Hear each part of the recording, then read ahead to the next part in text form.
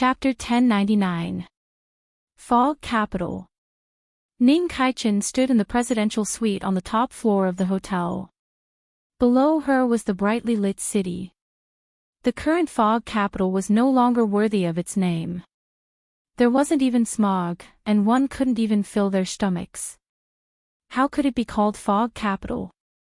However, as one of the world's largest financial centers and a famous tourist destination, Fog Capital attracted a large number of outsiders. This was one of Ning Kaichen's goals this time. Francesco, a member of the European Space Center, had been working in Kulu, where the European Space Center was located. It was a small city with a population of 100,000. If she appeared there, she would definitely be exposed. After all, it was too small, and if she suddenly went there, people would definitely notice her. Even if she didn't expose herself this time, she would still appear in the eyes of some people. He was like the most eye-catching firefly in the dark night. Next time, and the next time, she would definitely be found. Fog Capital was different. It was normal for her to appear here. Scientists, celebrities, models, businessmen, ordinary people, beggars, no matter who they were, it was normal to appear here. A city with a large population and a large flow of people was her best protection. After a while, Ning Kaichen changed into black clothes. She always felt that she had to wear black clothes for work at night. Looking in the mirror, Ning Kaichen clutched her chest and was dazzled. She felt that if she were a man, she would definitely fall in love with her. The person in the mirror was beautiful no matter what kind of clothes she wore. Sure enough, clothes had to be complimented by people. Only ugly people would be complimented by clothes. After admiring the beauty in the mirror for a while, Ning Kaichen opened the window and waved her hand. A long sword automatically landed in her hand and trembled slightly, expressing something. Go up and tie it. Ning Kaichen tied a rope to the hilt of the sword. With a thought, Green Bead soared into the air. After a while, Green Bead returned to Ning Kaichen's side and asked her to untie the broken rope from the hilt of the sword so that it could not reach it. Ning Kaichen put the sword on her back and put her hands on the thin rope outside the window. With a tap of her feet, she rose a few meters. Then, with a tap of the wall, her body swung outward and rose another few meters. In a few moments, she reached the top of the building. She then asked Green Bead to tie another coil of rope to the top of another building. After a while, Ning Kaichen's figure appeared above a hotel on a street. She gently slid down 3 floors along the rope and landed in front of a window. Through the moonlight and the streetlights, she could see that there seemed to be someone sleeping on the bed. After gently opening the window, Ning Kaichen landed in the room and put the rope to one side. Perhaps it was because of the cold air brought in by the sudden opening of the window, but the person on the bed shivered. As soon as he opened his eyes, Ning Kaichen covered his face with one hand and pressed the syringe into his neck with the other. After looking at the man's appearance, she confirmed that he was the person she was looking for. A few minutes later, Ning Kaichen carried the unconscious man back the way she came, stopping from time to time to retract the rope. Then, he landed on the ground between 2 buildings in the middle of the 2 hotels. He casually threw the man on the ground and returned to the hotel in midair. Less than 2 minutes after she left, 2 people came to the alley and carried the man into the car at the entrance of the alley before leaving. Both parties were already very familiar with this process, and they did not question each other at all. The next morning, Ning Kaichen was drinking coffee and watching the news. It was all about her celebrity identity. She enjoyed being worshipped, admired, and chased by others. Her every move would attract the attention of countless people. Many celebrities felt that they had no privacy and did not want too much attention, but she was different. She enjoyed the feeling of being the center of attention. Nothing in the world could be more beautiful than this. If anything, it would be an electric shock.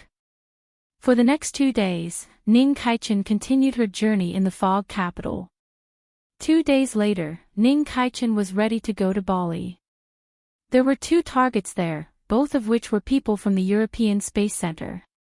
However, as soon as she left the hotel, she was suddenly stopped by someone. "Madam Ning, you are now suspected of being involved in a number of kidnapping cases. Please come with me to the police station." The man directly revealed his identity. He was from the Criminal Department of Scotland Yard and had an arrest warrant in his hand. "What did you get wrong? Do you know who she is? You're saying she's involved in a kidnapping case? I've never heard of such a ridiculous statement. Are you sure what you're saying is true? I want you to apologize to us and get out of the way." Ning Zaichen's assistant was like an angry hen with a face full of disbelief. "Well, I repeat, you are under arrest. Madam Ning, of course I know who you are, but your identity is not your talisman." The attitude of the police was not too harsh. After all, Ning Zaichen's identity was special. As one of the most famous Chinese celebrities, she had a wide influence in half the world. Once the news of her arrest spread, it would definitely cause an uproar. This was already predictable. Therefore, even if it was an arrest, they wouldn't be too rough. Otherwise, they would easily get into big trouble. Ning Kaichen looked at the other party and listened to her assistant's scolding. Her gaze swept to a place not far away. There were a few police cars parked there, and the people in them were nervously watching. Further away, there seemed to be people on standby. The feeling of being locked on by the corner of the building. Was there a sniper? The other party was really making a big fuss. Even if she was an earth will expert, it would be difficult for her to escape under such circumstances. She might be able to do it, but she wouldn't do it. She was Ning Kaichen, the most influential celebrity in China. She wasn't ready to give up this identity. "You must have made a mistake. I'm innocent, but I can go back with you." "Of course, I will file a complaint later," Ning Kaichen said calmly. The other party didn't know, but Ning Kaichen knew what kind of power and strength he had behind him. She wasn't worried about whether she could get out or not.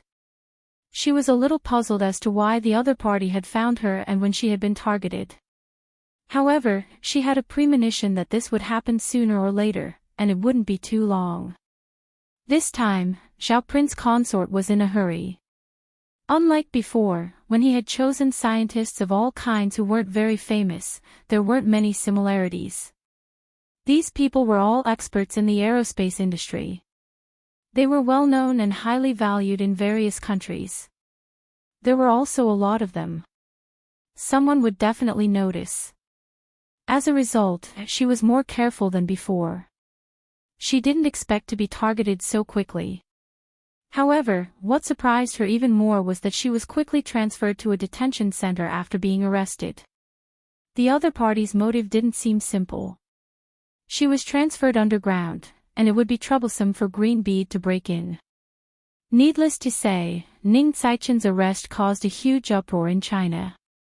The Ministry of Foreign Affairs immediately made a tough statement. When Renbaqian returned to Earth, he also heard this extremely surprising news. Calm. Miao Shu Wu. Chapter 1100. Where is she now? In fact, Renbaqian didn't know whether to call her or him. Fortunately, others couldn't tell. Fortunately, the Chinese language was broad and profound. Otherwise, he would have been in a dilemma. She's not in the detention center. Scotland Yard has rejected requests for visits and bail. Even a lawyer can't see her. Our Foreign Affairs Department has already condemned them, but the other party's attitude is very firm. They have direct evidence and are likely to be true. Moreover, after the incident, the United States sent an exoskeleton unit to England for a joint exercise. This incident may be related to the United States. Ding Jia was very worried, but he didn't lose his composure. He had been pursuing Ning Kaichen for many years and still hadn't gotten married. Fortunately, he had a son. Otherwise, he would have become the sinner of his family. What did the nation say? Ren Baqian asked calmly. The nation knew Ning Caichen's identity very well. She was listed by some people, and it even involved Ren Baqian himself. In addition to condemning her, they suspended several commercial agreements, increased their efforts in Africa, and increased their support for several countries, Ding Jia said. Ren Baqian nodded slightly. Judging from the actions of the higher-ups, there wasn't much of a problem. After all, Ning Caichen's capture was unexpected. She was transferred to another place to be guarded, and the United States mechanical troops happened to be conducting an exercise. The other party's actions made him feel that Ning Caichen wasn't their only target. As a result, he was afraid that there would be problems with the higher-ups. Judging from the reaction of the nation, there wouldn't be any problems, but they shouldn't be big. This couldn't be better. After all, this was his base camp, and he didn't want anything to go wrong at this time. After confirming that there weren't any problems, the rest was easier to handle. Make the arrangements. Zixiao and I will go to the fog capital in 10 days, Ren Baqian ordered. No matter what, the other party's plans were based on their imagination of power, which they knew nothing about. Boss, what are you going to do? Ding Jia was shocked. Although he was worried about Ning Caichen, he didn't want his boss to be in danger. His boss was still a wanted criminal. As long as he left China, there would probably be many people who would come after him. Furthermore, if one thought about it more deeply, this might be their goal as well. I want to travel. Make the arrangements, no need to say more. Ren Baqian thought about it and felt that Lin Chaola and Xianzhe weren't really necessary. Although Lin Chaola and Xianzhe's abilities weren't bad, and they were good for the decapitation tactic, he wasn't prepared to make such a big fuss this time. In other situations, the two of them were much weaker. Just him and the Empress were enough. As for whether it was appropriate to bring his wife out when something happened. Of course it was appropriate. Within a day, Ren Baqian received a call from Yang Senator. Although he was still in charge of the Messier 87 department, his status was much higher than before, and his rank had also been raised. It was only because he had dealt with him a lot that the higher-ups didn't want to replace him. That was why he had been sitting in that position all this time. To be honest, he had succeeded because of himself, and he had also failed because of himself. He had been restricted there. The higher-ups are exerting their strength. Don't be anxious, Yang Sen said immediately. It would be a lie to say that she wasn't envious of the bald man. His appearance hadn't changed much over the years. However, he also knew that he wouldn't be able to survive. Although he could come into contact with more cultivation techniques and wanted to cultivate, it would be very difficult for him to do so in his current position. Now that he had nothing to do, he practiced as a way to strengthen his body. Now that the nation's research in this area was relatively deep, there would be a greater increase in lifespan only when one reached the Earth rank. Ren Baqian had no chance. I understand, Ren Baqian replied faintly. If you go to the fog capital, it will be very dangerous. Yang Sen expressed his attitude. What do you know? Ren Baqian sensed that Yang Sen was revealing something. They are ready and waiting to invite you into the trap, Yang Sen said bluntly. Of course, they also want to dig out something from the movie star Ning Caichen. Ren Baqian understood that the other party's target was indeed him, but Ning Caichen was also very important to them. Don't worry, I'm just going for a vacation. There won't be any danger. Ren Baqian smiled, and then his tone changed. How did they find out about my relationship with Ning Caichen? Don't treat their intelligence agency as fools. Their nose is sharper than a dog's, Yang Sen pointed out. Previously, Ning Caichen attended Ren Baqian's wedding banquet and went to Wuji City to look for him several times. Not many people knew about this, but it wasn't like no one knew. Besides, those experts in the aerospace industry are all treasures. 11 of them have gone missing recently, which has a huge impact, Yang-sun said. In fact, even some of the higher-ups weren't satisfied with this matter. One had to know that the people on Earth were now complacently looking at the universe. No matter which country's scientists made a breakthrough, the whole world would benefit from it. Without those outstanding scientists, there wouldn't be today's technology on Earth. Every one of them was a treasure in the world. As a result, there were so many famous aerospace scientists who had gone missing in a row. 3 of them were under the age of 40 and had great potential, and they were likely to make great contributions.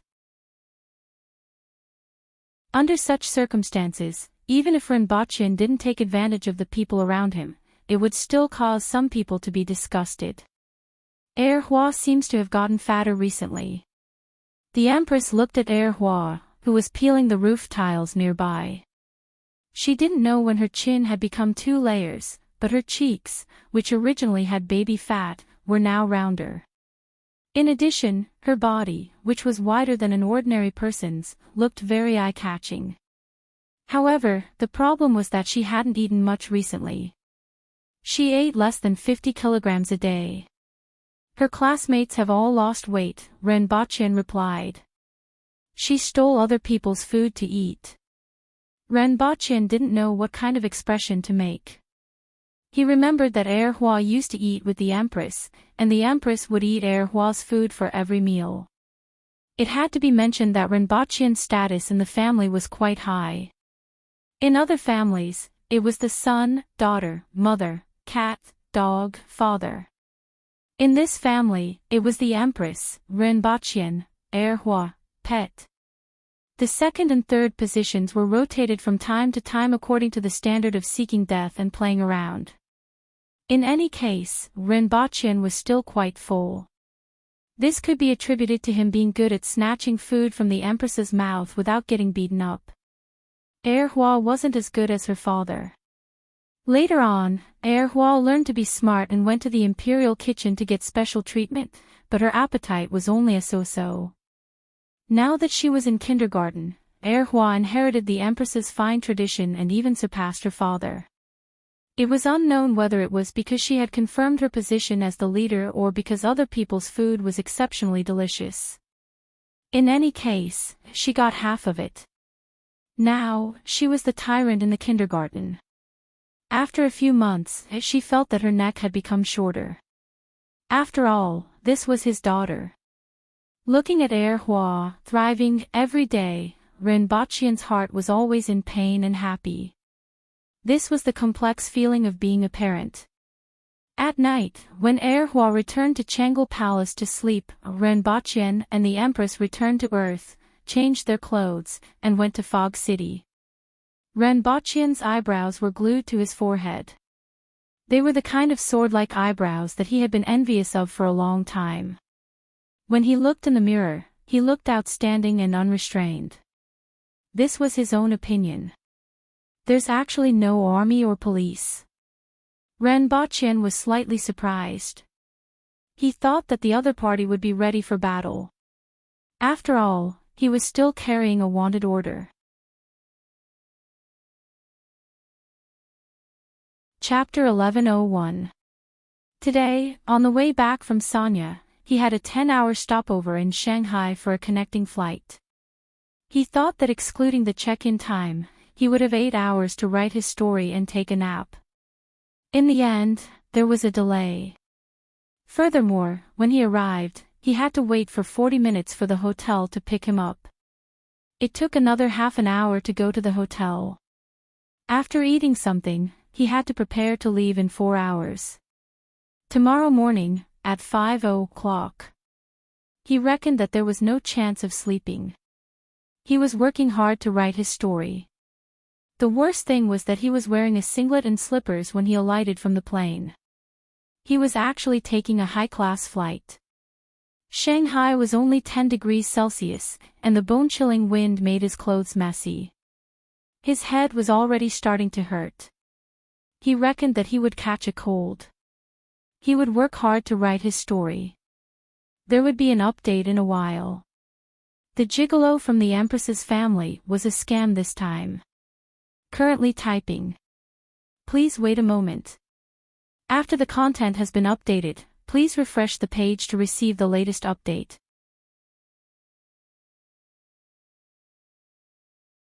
Chapter 1102. They've arrived. 2 people from China. Target confirmed. Observe closely and don't act rashly. This time, we're acting on our own. Get ready to attack and wait for the target to enter the area. Attack directly. Once again, the target is very dangerous. I've already shown you that video. According to the information, that woman is even more terrifying. According to the standards shown in the video, they won't be able to break through our encirclement. However, we don't know how much their strength has changed over the years. No matter how much they change, they won't be able to escape in the open area. In a certain building somewhere in the fog city, rows of images were floating in the air. Orders were being issued one after another, and countless people were running around inside. Although there were only 2 people, not many people felt that they were making a mountain out of a molehill. The strength of the other party was indeed terrifying, and the value of the other party was worthy of such treatment. LHR Airport was one of the top 10 airports in the world. It could handle about 80 million passengers a year, which was equivalent to more than 200,000 a day. Including the airport staff, it wasn't a small number. Renbochin pondered that the other party didn't want both sides to fight here and blow up the place. After all, there were too many people. If something happened here, the casualties would be too heavy, and they simply couldn't afford it. Even if 100,000 soldiers were killed or injured, they would have to commit seppuku. If 100,000 civilians, tourists, and elites from all walks of life were killed or injured, even their ancestors would have to crawl out of their graves to appease the public. No one dared to do that. The 2 of them walked out of the airport unhurriedly. There was a row of driverless taxis parked outside.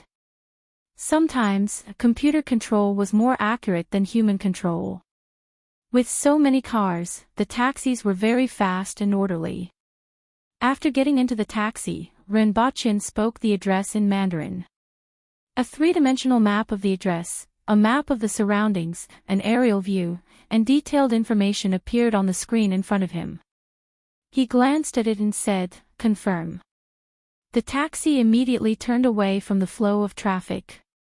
Simple, convenient, and fast. Communicating directly in Mandarin, as long as the Mandarin wasn't too bad, it could be distinguished. Renbochin vaguely remembered that he had a university classmate from Guangdong province. He was so fluent in Mandarin that he had to rely on pen and paper to communicate. If you can understand 2 words put together, consider it my loss. The most amazing thing was that after 4 years in university, his Mandarin had not improved much. This made many people wonder how he had survived alone in S-City for the past few years. This memory was from a long time ago, and it suddenly popped up after seeing this accurate automatic language conversion system. His classmates were already 55 or 56 years old. They were only one step away from enjoying their old age. Time was really a butcher's knife. "Did you bring wine?" the Empress asked. "Yes, I did. Not much, just 5 bottles. Renbochin brought them with him in his carry-on luggage. "Don't ask how he did it anyway." "Where's the AD calcium milk?" the Empress asked again. "Yes, I brought half a box," Renbochin replied immediately. The 2 of them did not even bring a change of clothes, and the suitcase was filled with these things. "I also brought 2 bottles of vinegar. It doesn't taste good here." Renbochin told the Empress all the treasures that he brought. Finally, he said, "You must protect your luggage well when you fight. We are relying on these things to survive. The food here tastes bad, I wonder if there will be vinegar to sell." Renbochin placed his luggage on his knees. With his body size, it was extremely depressing to sit in this kind of car with a suitcase on top of it. However, if he were to place the suitcase at the back of the car, there was an 80% chance that there would be nothing left. The Empress nodded her head in agreement. Her eyes swept across the rearview mirror. The people in the car behind them had concealed themselves very well, but the Empress was very sharp. She already knew that there were people following them. There were 5 cars and about 60 people. One of them was a large passenger car, and the people on it were all armed with live ammunition. The distance from the airport to Foggy City was 20 kilometers. Halfway through the journey, the car made a turn somewhere. The people behind immediately raised their vigilance and were on guard. If the 2 of them jumped out of the car, they would attack immediately. Fortunately, what they were worried about didn't happen. The car successfully entered the encirclement. Suddenly, the many cars behind stopped and blocked the road behind them. This was a spacious area surrounded by plains and hills. The scenery was pretty good, but there wasn't even a forest. This was the most suitable place for an ambush on this road. They were most worried that the other party would enter the city and engage in street fighting with them. Suddenly, a ball of fire exploded on the ground, and the advancing car flew into the air and rolled. They didn't know whether all the cars had crashed into bombs at that time or whether there were landmines buried in the encirclement. In any case, the car suddenly exploded. However, just as the fire lit up, the entire car shed suddenly burst open. Renbachien and the Empress had already disappeared. The target is moving. The target isn't in the car. Search, search. The target is 100 meters above Point East attack.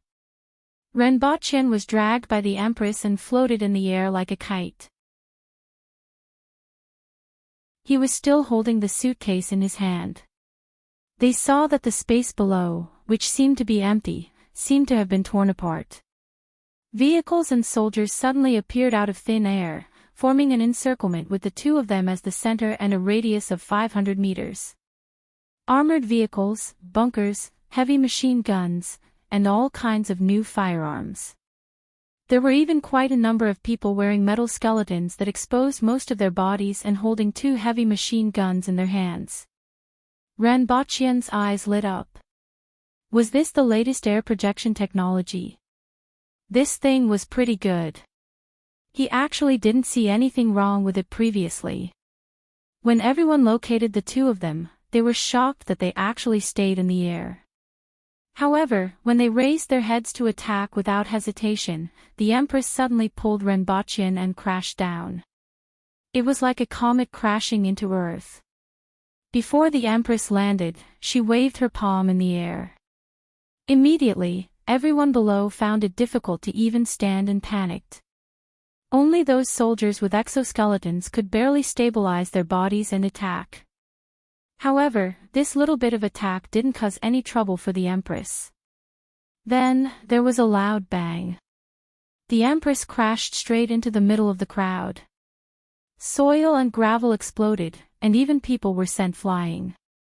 Many people in the air were hit by the flying gravel and looked like sieves. Oh my God! God! No, impossible. The Battle Command Center in the distance saw the situation earlier than the surrounding troops. A conical pit that was 10 meters deep and 100 meters in diameter appeared in front of them. Everyone couldn't believe their eyes at all. It was completely impossible. They had seen the Earth-class experts in China, and it was completely impossible for them to do this. In fact, according to their calculations, even experts who were more powerful than Earth-class experts would lose their fighting strength after a round of attacks. The scene in front of them was completely out of their expectations. However, before they could give any instructions, the Empress disappeared. Not good. Just as this thought arose in everyone's mind, the scene from just now appeared in another place. The Empress's figure merely swayed a few times, and almost all the soldiers lying in ambush here were annihilated. There were also a few large pits on the ground. Stop! Ranbachian's face was deathly pale. He shouted at the Empress and then started to vomit. A few minutes later, there were only a few large pits and a pile of human bodies scattered everywhere. Most of them were still groaning, and a small number of soldiers who weren't within the attack range had already thrown down their weapons and raised their hands in fear.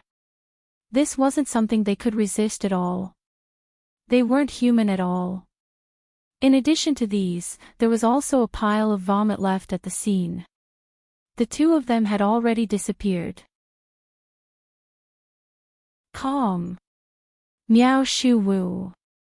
Calm.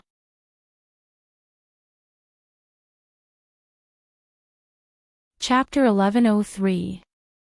It was indeed an unlucky year. He caught a cold and had a fever in Shanghai and had to travel to Shenyang for a few hours to get home. He slept for more than 20 hours and finally recovered. He worked hard to write his story. The pretty boy from the Empress's family had come to life and was writing his story. Please wait a moment. After the content has been updated, please refresh the page to get the latest update.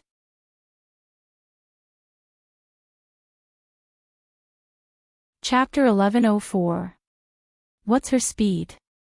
About 500 meters per second. Her physical strength exceeds the speed of sound. Her physical strength is comparable to that of steel. Her impact has to be at least 500,000 tons to achieve the same effect. If our army were to face her, there's no chance of winning in a complex environment. She's too fast, and her destructive power is at the level of a super heavy artillery. Look here, when she rushed down, she faced the bullet and only protected number 2 behind her. Her reaction speed and dynamic vision can completely capture the trajectory of the bullet and dodge it. Of course, this is inevitable. Without such a reaction speed and dynamic vision, she can't support her high-speed movement. Here, she waved her hand and blocked the bullet without suffering any damage. Her body can withstand the damage of standard weapons, but the upper limit is currently difficult to measure. She blocked it, which means her head is still a weak point. I'm not sure. Just like a child throwing a stone, it won't cause any damage, but ordinary people will also prevent being hit in the head.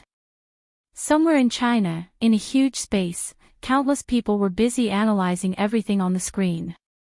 From the screen, it could be seen that the sources were a satellite high in the sky and 2 cameras at the scene. Is this the so-called spirit will expert? According to calculations, a spirit will expert shouldn't be this powerful. Unless it's a weapon of mass destruction, it's difficult for conventional weapons to cause fatal damage to the other party. Somewhere in a very simple room. Unfortunately, such a powerful force is not under the control of the country. Such a powerful person has completely surpassed human beings and is not something we can control. There is no power in this world that can balance her. The current situation is not necessarily a bad thing. That's true.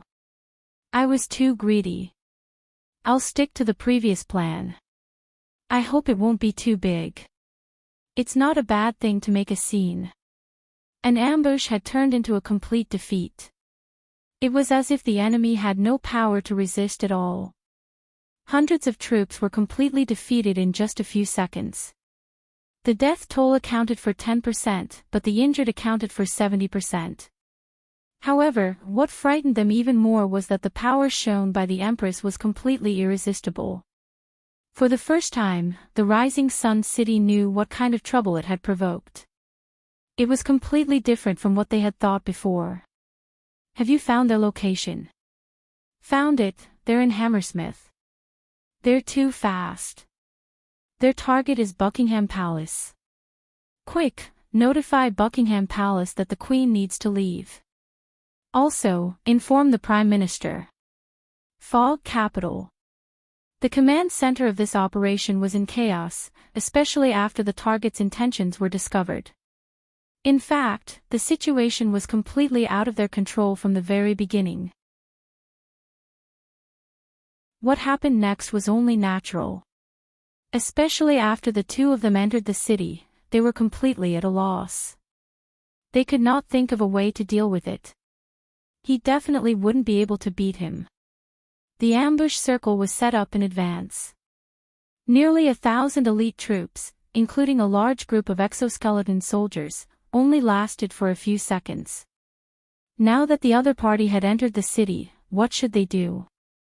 A small army was no match for the enemy.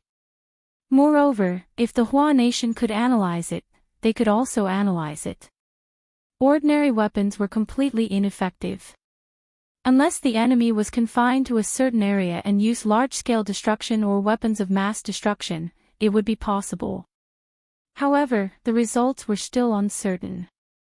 However, first of all, the opponent's speed was too fast, and it was difficult to limit the opponent's range of movement. Second, they were in the fog capital. For a time, from the Prime Minister to the military to the headquarters, all the departments that knew about this operation were in chaos. The enemy's goal doesn't seem to be Buckingham Palace. The enemy's speed has slowed down. Suddenly, a voice rang out. Show the enemy's situation. The images in the air all turned into two people walking on the side of the road. Their expressions were relaxed and natural, as if nothing had happened just now. However, with their footsteps, all the water pipes on the side of the road exploded, cracks began to appear on the ground and the surface of the buildings, and even the ground was shaking as if there was an earthquake. In the buildings around them, countless people were screaming and running out in panic. They're going to destroy the fog capital. We must stop them. A low and trembling voice rang out. Many people cast their eyes over. Lieutenant General Clare, the commander of this operation, was also one of the famous hawks. This operation was planned by the hawks in the army and the government. It was because of them that things turned out like this. Although everyone present was a soldier, it was inevitable that some people would feel afraid. Some people felt that the enemy couldn't fight, and some people were opposed to this joint operation with the United States. At this moment, hearing his voice, many people turned their gazes over. Their gazes were filled with all sorts of complicated emotions, and the most obvious one was, how do we stop him? Now that the other party had entered the fog capital, how could they stop them? Mobilize a large number of troops in the fog capital? Or bombard the city with missiles? And their targets were just two Chinese people? It's getting a little boring. The Empress and Renbachian walked on a street. With every step they took, the force would spread from their feet to the surroundings. It was chaos in the background. The crowd was screaming in shock, and pedestrians were running around. Let's take a walk. It's rare for us to come out. The last time we traveled abroad. Come to think of it, it was decades ago. Renbachian held the Empress with one hand and his suitcase with the other. I mean, what I'm doing now is very boring. The Empress almost yawned. What she was doing now was like stepping on ants. It might be interesting for Honeysuckle, but she wouldn't do it. She would only eat the ants. For an adult, it was very boring. I'm putting pressure on them so that they can be more tactful. Renbachian actually felt that it was pretty boring, but he still had to do what he was doing now. If they didn't want to see a dilapidated fog capital that was close to being in ruins. In fact, the Empress hadn't really done anything yet. She had only caused a small disturbance. If she really wanted to make it bigger, she could go to a more prosperous place like Oxford Street. The Empress could completely turn that place into ruins in a short period of time.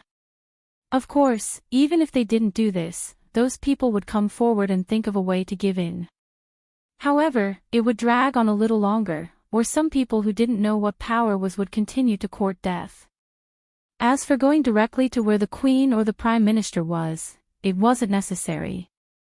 The effect wouldn't be any better than now. For an old and powerful country, only when they truly saw power and felt pain would they learn to humble themselves and remain in awe. But, how did you do it? Renbachian looked down at the Empress's feet. There was nothing wrong with the area 2 meters in front of them, but there seemed to be an earth dragon twisting behind them. It's just a small trick. Practice more and you'll get better. Do you want to learn? The Empress looked at him. I've told you to practice more. I'm just curious. I didn't see you practicing. This was what Rinpoche found most strange. He would admit that eating, sleeping, and hitting Daodu could increase his strength. However, could skills also increase naturally? The Empress raised her head and said faintly, I'm practicing in my dreams. Ha! The Empress didn't look good and asked, Are you doubting me? I'm saying that I'm so envious. However, your majesty is so rare that I can't even be envious. Calm. Miao Shu Wu calm.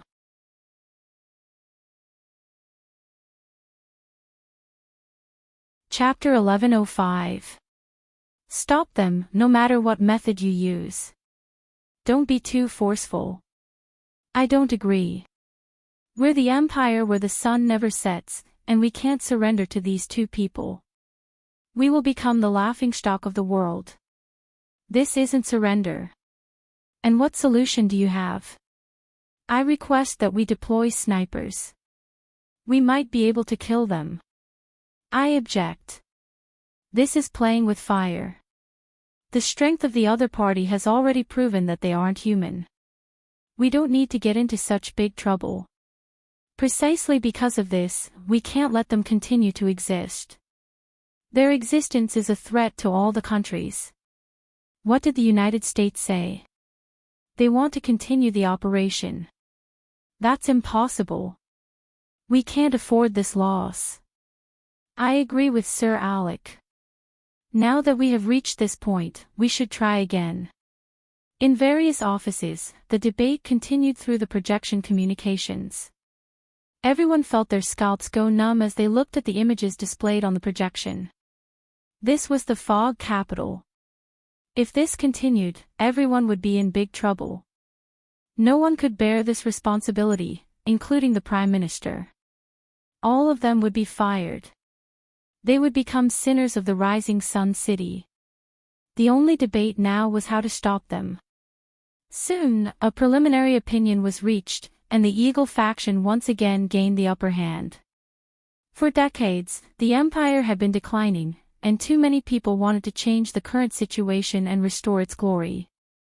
Whether these two people were captured alive or dead, they could give the Eagle faction a chance to regain their glory as long as the laboratory could study the secrets of their strength. Besides, they didn't want these people, who were like nuclear weapons, to exist in China. I'm tired of it. The Empress yawned. Now that the water pipes had burst, the ground and buildings had cracked, and it had happened 30 meters behind the Empress. Otherwise, the chaotic crowd would have made her feel irritated. Currently, the streets were filled with chaotic pedestrians. Many of them were stunned, and many of them were using a small device on their arm to record everything at the scene.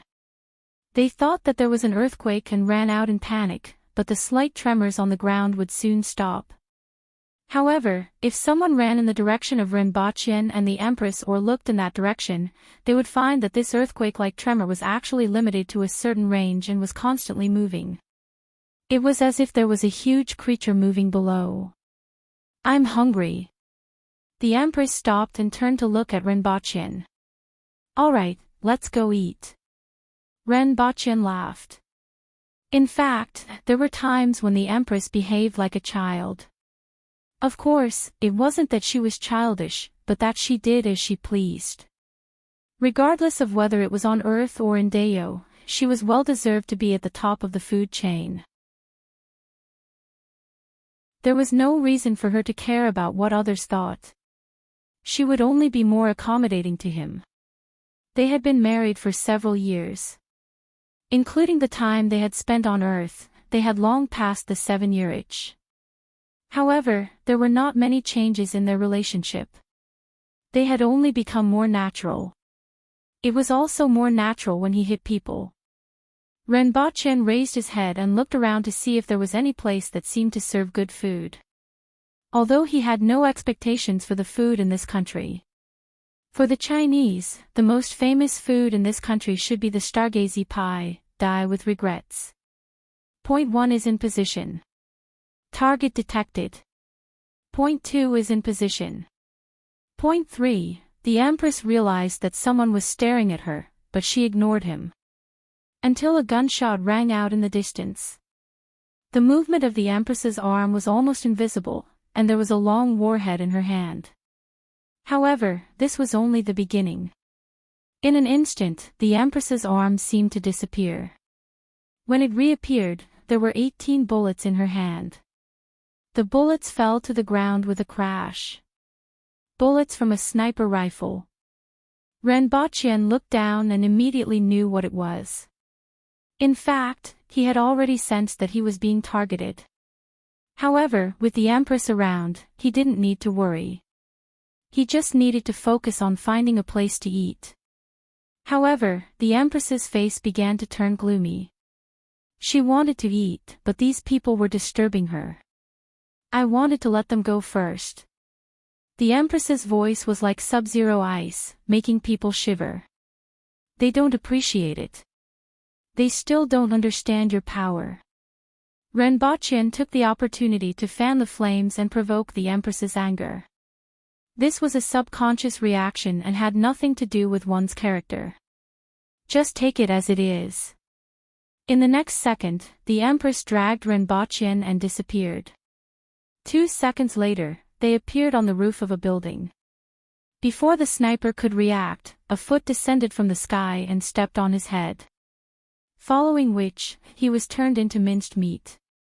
Even the roof of the building was smashed, and the corpses on it disappeared without a trace. Then, the Empress stepped on the air, grabbed a helicopter that was hovering in the air with one hand, and threw it down to the street below. There were explosions, flames, and a chaotic crowd. Then, a second, a third. 18 snipers were trampled to death, 18 roofs, and 6 helicopters were thrown down. The broken roofs, large chunks of concrete, and helicopters that were thrown down from the sky turned the neighborhood into hell. It was as if they were in the center of a war. Everywhere, there were people fleeing in all directions, screaming and crying. Only then did the Empress feel that she had vented a little bit of her anger. I'm even hungrier now. The Empress decided to continue venting after eating. She had a terrible impression of this place. No matter who it was, they would be surrounded by a swarm of mosquitoes as soon as they got off the plane. Not long after, they were targeted by another swarm of mosquitoes. It was the same to replace the mosquitoes with flies. Is this what you want? Let's talk to them. Looking at the scene on the screen, the bullets that were thrown all over the ground, and the Empress stepping on the air as if she was walking on an invisible staircase. It was as if the gravity of Earth didn't exist on her body. Some people finally knew that they had completely failed this time. What was left was how to talk to the other party. Of course, after trying again, they understood that they would have to pay a higher price. However, they wouldn't be satisfied if they didn't try. In fact, if it wasn't for the lack of time, they would have tried using poison or other methods. However, they were afraid that before they could do anything, Fog City would already be in ruins. Renbachien and the Empress swept through 23 cake shops and ate everything, including butter, cheese, and other raw ingredients. In any case, they didn't reject anything as long as it was sweet. Even though the Empress wasn't full, she wasn't that hungry. Fighting was very exhausting. Even though the Empress wasn't fighting just now, she had consumed a lot of energy. Hi, I'm Luca Mars. I think we can talk. When they entered the 24th cake shop, they saw a blonde man in his 40s who was wearing an exquisite suit. Renbachien raised his eyebrows. He was slightly surprised that the other party would actually wait for him here. However, on second thought, their purpose was so obvious. They had probably sent many people to many cake shops, and this was only one of them. The truth was just as Renbachien thought. Do you want to go out alive or as a corpse?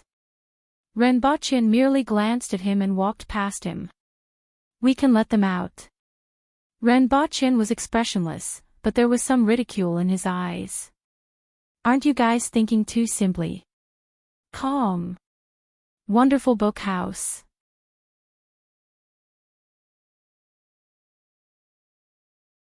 Chapter 1106. Mr. Ren, I think we can have a talk. Luca Malls turned to Renbochin and sounded very sincere. He had no choice but to be sincere. Right now, everyone was worried that they would cause damage to the fog capital. With the strength of that woman, even a little damage would cause tens of billions of losses. This was one of the world's economic centers. Even a little damage would cause hundreds of millions of losses. If serious damage and riots were caused, the losses would be incalculable. Many people were now cursing the ancestors of the Eagle faction. If they hadn't provoked this incident, how could it have caused such a big problem? Of course, they didn't expect that the target wouldn't resort to any other means and would fight them directly. In this era, who would use such a tough, domineering, and merciless approach when facing a country? No matter how deep their foundation was, they wouldn't dare to do so. For a country, no matter how strong an individual was, he or she would be powerless in the face of a national machine. At times, the power of an army was greater than anything else. If a country was ruthless enough to do something, no one could resist. This was true even for Citigroup, which controlled the government. However, this was only true for ordinary people.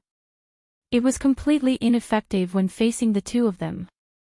The short attack of the Empress and the few streets that she had walked in the fog capital had proved this point perfectly.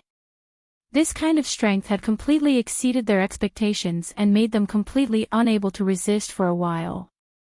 In particular, the other party was now in the heart of this country, the fog capital. Instead of rescuing them, they brazenly went to the fog capital, which was also unexpected. In terms of destructive power alone, the Empress's destructive power was enough to make anyone feel terrified.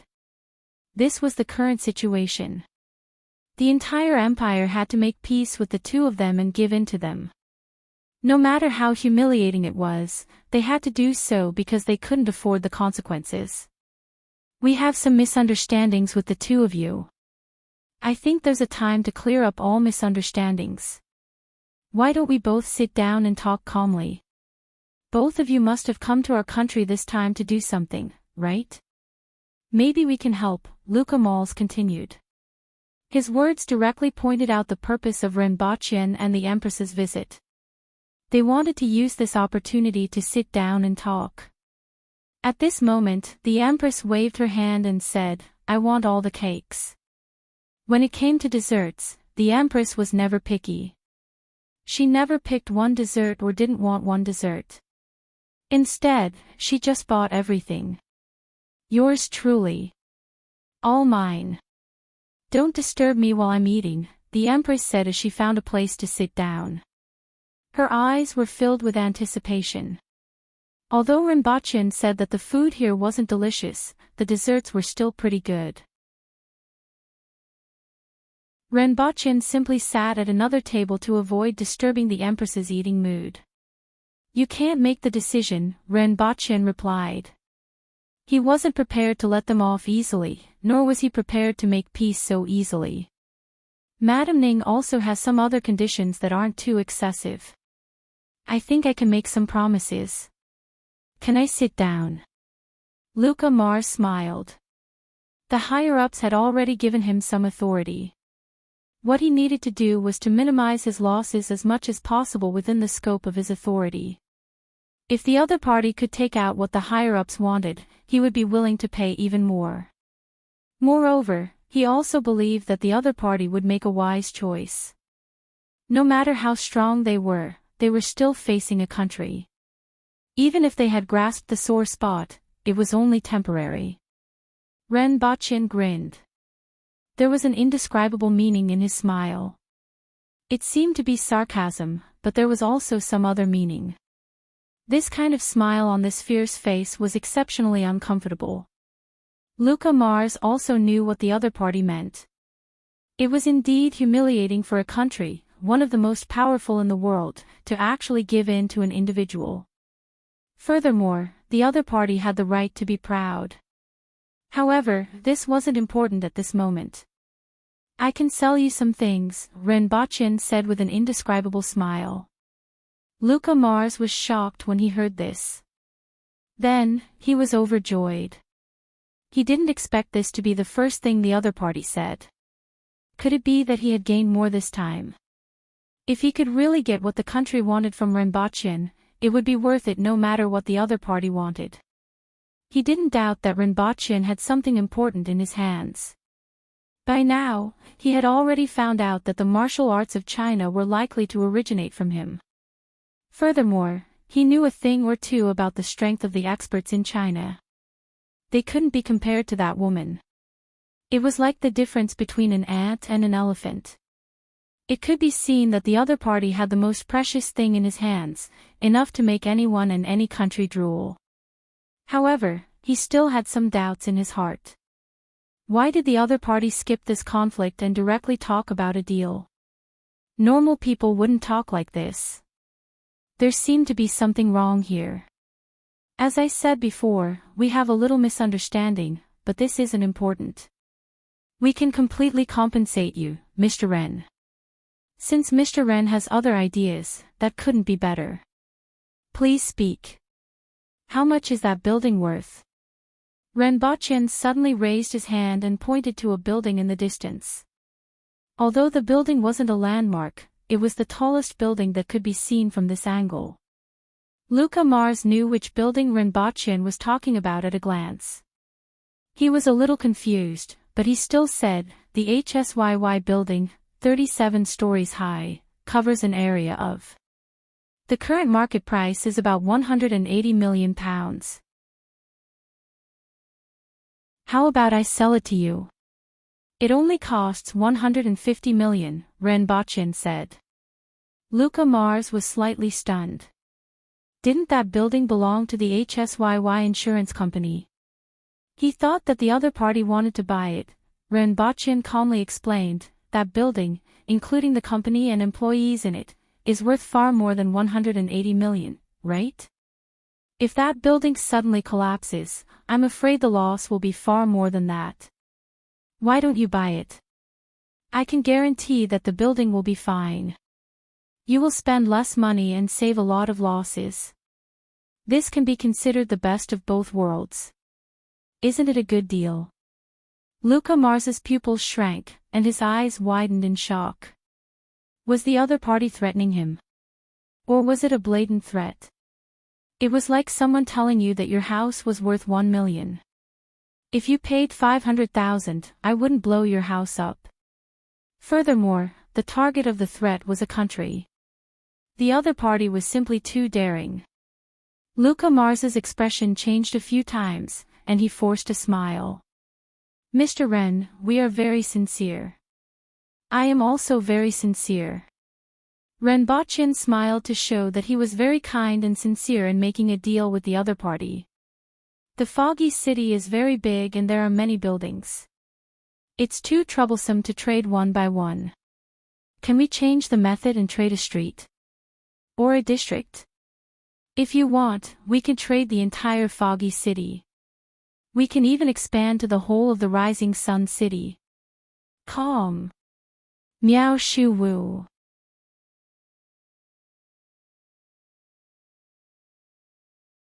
Chapter 1107. The conversation between the two of them was completely exposed to many people. At this time, in the office at the back, more than one person was cursing and smashing whatever they could get their hands on. These damn people from China were simply unscrupulous. This time, Luca Mars couldn't laugh at all. He stared at the man in front of him, trying to figure out what he was thinking. However, all he saw was a contemptuous and sarcastic smile. Mr. Ren, you are very humorous, but we still want to have a good talk. This is the rising sun city, the fog capital, and we are one of the most powerful countries in the world with great power. It is undeniable that you are very powerful, but this doesn't mean that you can do anything unscrupulously. Renbochin looked at him with a smile on his face. That's why I said you can't make the decision. Or can we talk to your queen? Or the prime minister? I don't know much about your country and don't know who has more say. Do you have any good suggestions? Luca Mall's face turned green as he cursed in his heart. The earplug in his left ear kept sending instructions to the people behind him. Everyone who was paying attention to this conversation was furious. This damn person from China was simply too crazy and unreasonable. Did he really think that he was invincible? If it were someone else, they would have shown him their strength. However, they still had to suppress their anger. The current situation was that they had to talk and appease the other party and couldn't just break up with him.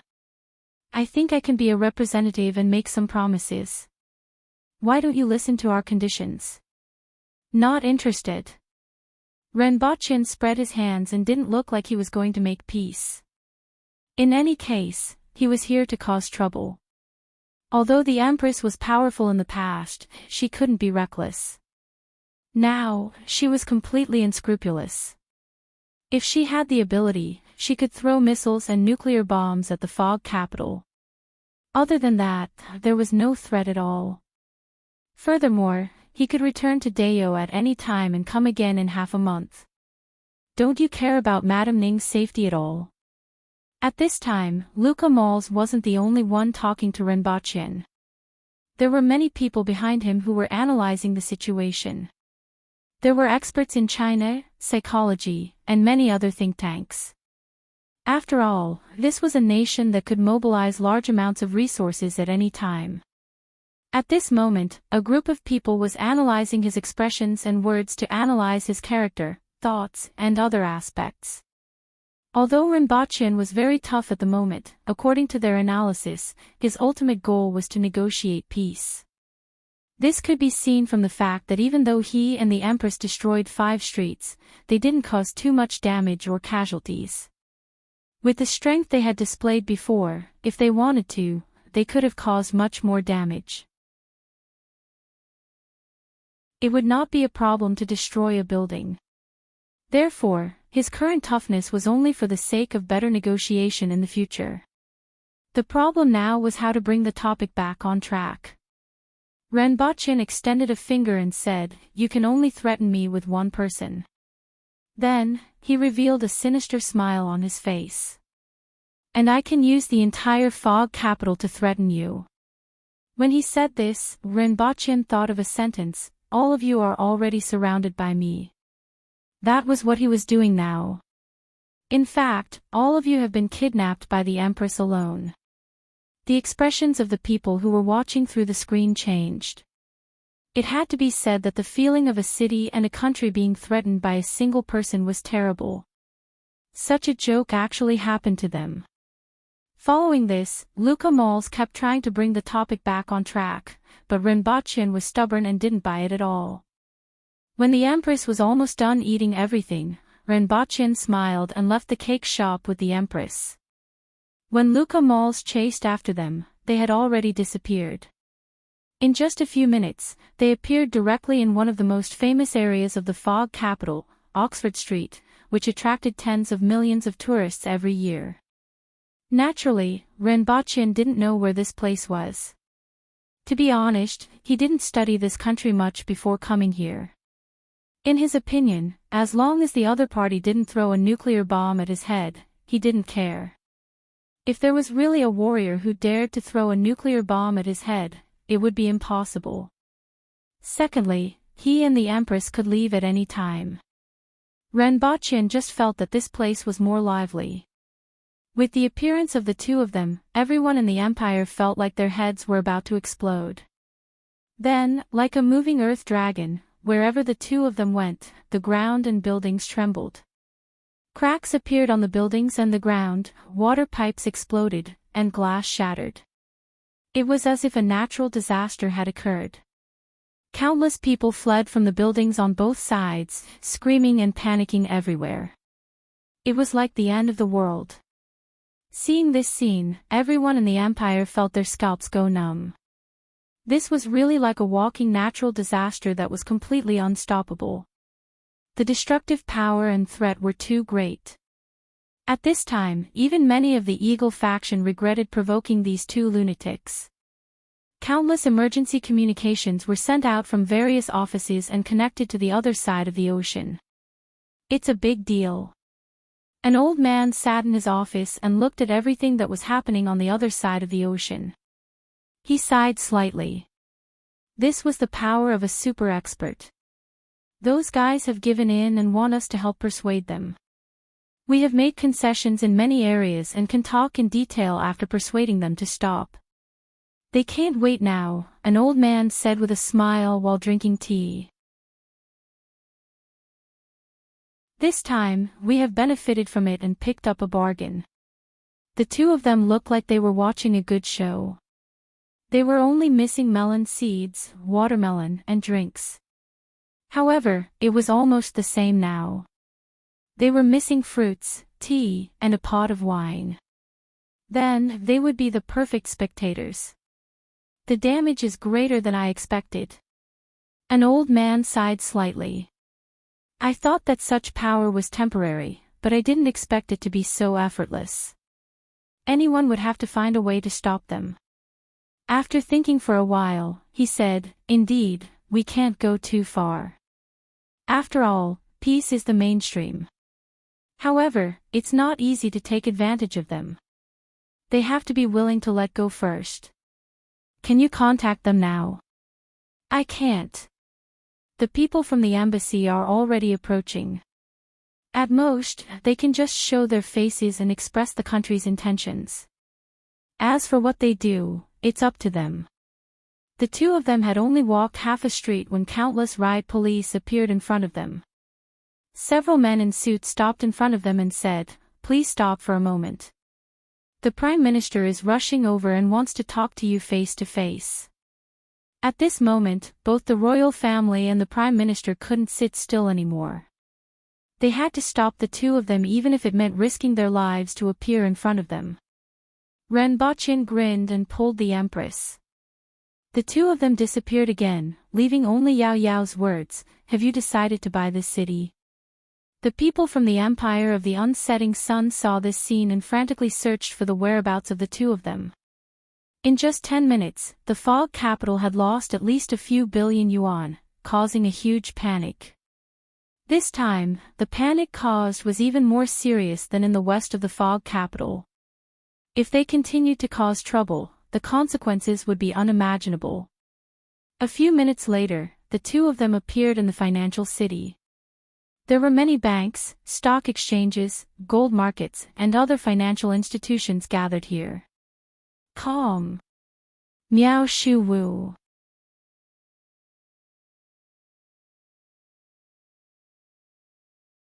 Chapter 1108. Earthquake. 2 hours ago, I just heard from Alvin that there was an earthquake, and now it's you, but I don't feel anything here. Did you guys participate in the filming of some movie? Lionel stood at the window that overlooked half the block and looked down. The image floating beside him showed a chaotic scene. The fire hydrant on the street was nowhere to be seen, and water columns were spraying high into the sky. The ground was covered with cracks of different sizes, and there were chaotic pedestrians everywhere. Noisy shouts and all kinds of messy sounds were mixed together. There seemed to be a traffic accident not far away, and a few cars had collided. "Okay, I got it. Find an empty place to stay first. Maybe the aftershock affected your place. I'll go find you right away. Keep in touch. I was just talking to a client and didn't notice any shaking. The street here is also very calm." It wasn't completely calm. Although nothing happened, many people ran to the street to look around. Lionel turned off the phone and looked up. A group of flying motorcycles passed in front of his eyes, and a large number of helicopters and flying motorcycles were hovering in the sky in the distance. People from the army and the police station. It seemed that something had happened. Lionel clicked on the projection beside him, and it immediately showed a series of news and pictures. Looks like there was an earthquake. I don't know where it came from, but the aftershock actually affected this place. It seems to be in the west. Lionel glanced at it and thought to himself. Although he was fine here, he still had to go see Alvin. He was scared out of his wits. Lionel put on his coat, said goodbye to his colleagues, and quickly walked out of the office into the elevator. There were already 6 people in the elevator. They were all employees of different companies upstairs, and some of them looked worried. Lionel nodded slightly at them and stood quietly to the side. His gaze stayed on the floors, from the 16th floor to the 6th floor. Then, the elevator suddenly shook violently. The elevator seemed to have hit the outer wall, and then there was a sound of metal rubbing against each other. A woman in the elevator suddenly screamed, and the others also stood unsteadily and exclaimed. Their expressions changed drastically. What happened? The earthquake affected this place. Lionel was also shocked. He hurriedly pressed the buttons for each floor, trying to stop the elevator. If something happened in the elevator, it would be dangerous. Fortunately, nothing major happened. The elevator stopped on the 4th floor, and Lionel rushed out.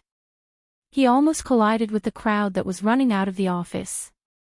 He then squeezed through the crowd and ran out of the building through the fire escape. As he ran, Lionel could still feel the tremors under his feet. He could even see the cracks on the walls. It wasn't until he ran out of the building that he felt slightly relieved. He was already covered in cold sweat. If he hadn't run out just now, it would have been too dangerous. However, the chaos continued and became more and more intense. Run, the building is collapsing. Someone shouted. Lionel's heart skipped a beat, and he subconsciously ran in a certain direction. The chaotic flow of people made it difficult for him to run fast, and his attention was attracted by a building not far away that was full of cracks. The building was falling apart, and the building was collapsing. Chunks of concrete were falling from the building. Damn it, why can't we use the helicopter? In an office, a woman wearing a badge slammed the table and shouted. Something big must have happened. There has been news of earthquakes in many places, but this isn't an earthquake. The earthquakes happened at the same time and didn't spread gradually. Look at the footage. This chaos is caused by something moving underground. Underground people. Prehistoric monsters. Mutated creatures. This is big news that can shock the world. We have to use the helicopter. I want to use the helicopter more than you do, but unfortunately, martial law has been imposed. You know what this means. The man behind the desk crossed his fingers and looked regretful. We have the right to report. The people have the right to know. Yes, but the air is under martial law. You can go by car. The woman gritted her teeth for a while before turning around and leaving angrily. The man shook his head. He knew that this was big news, but now that the entire Fog City was under air control, there had to be a lot of things that no one knew about. Even if they were reporters, they couldn't report everything. With one hand in his pocket and the other dragging his suitcase, Renbachin turned to look at the collapsing building behind him. I didn't expect there to be shoddy construction here. According to the power used by the Empress, there shouldn't be any buildings that collapsed. This could only mean that there was something wrong with the building itself, and it was detonated by the Empress's power. He didn't know how many casualties there were, but it probably wasn't a small number. The people of the Empire of the Never-Setting Sun were probably going to go crazy.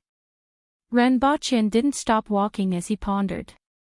A piece of collapsed concrete drew an arc in the air and went straight for the back of Renbachin's head. When it was about 10 centimeters away, the tip of a spear suddenly pierced through the back of Renbachin's head and then quietly retracted. Lionel, who was not far away, opened his mouth wide and looked lifeless. He wanted to warn the Chinese man in front of him, but what did he see? Was that person an alien? You too, what are you trying to do? Do you know what you have done? A few men in suits jumped down from the flying motorcycles in the air and stopped in front of Renbachien and the Empress. Their faces were distorted and full of anger. Is it illegal to walk a dog? Renbachien and the Empress's indifference was extremely conspicuous in the panicked crowd. The Empress stood there and thought for a while. She turned to look at Renbachien and kicked him out without warning. He knocked down countless pedestrians, and many of them directly spat out blood. When she kicked him, she didn't forget to snatch back the suitcase that Renbachien was dragging. Bastard! The Empress was annoyed. Renbachien was even more annoyed than the Empress. What was going on? Why did she hit him? Was there any justice in this world? He ran back from the corner of the street aggressively and looked at the Empress, who was staring at him angrily. Renbachien suddenly felt that being kicked by his wife wasn't a big deal. Please stop. The ordinary people are innocent, and many people have already shed blood. The Prime Minister is looking for you. Let's have a good talk. The smooth internal fight between the Empress and the Empress just now shocked the men in suits. One of the men spoke with a pleading tone. Many people who knew what was going on were really shocked. The Empress's strength was too outrageous. If they were allowed to go on like this, it could be imagined that after today, there would be countless casualties in the entire fog capital.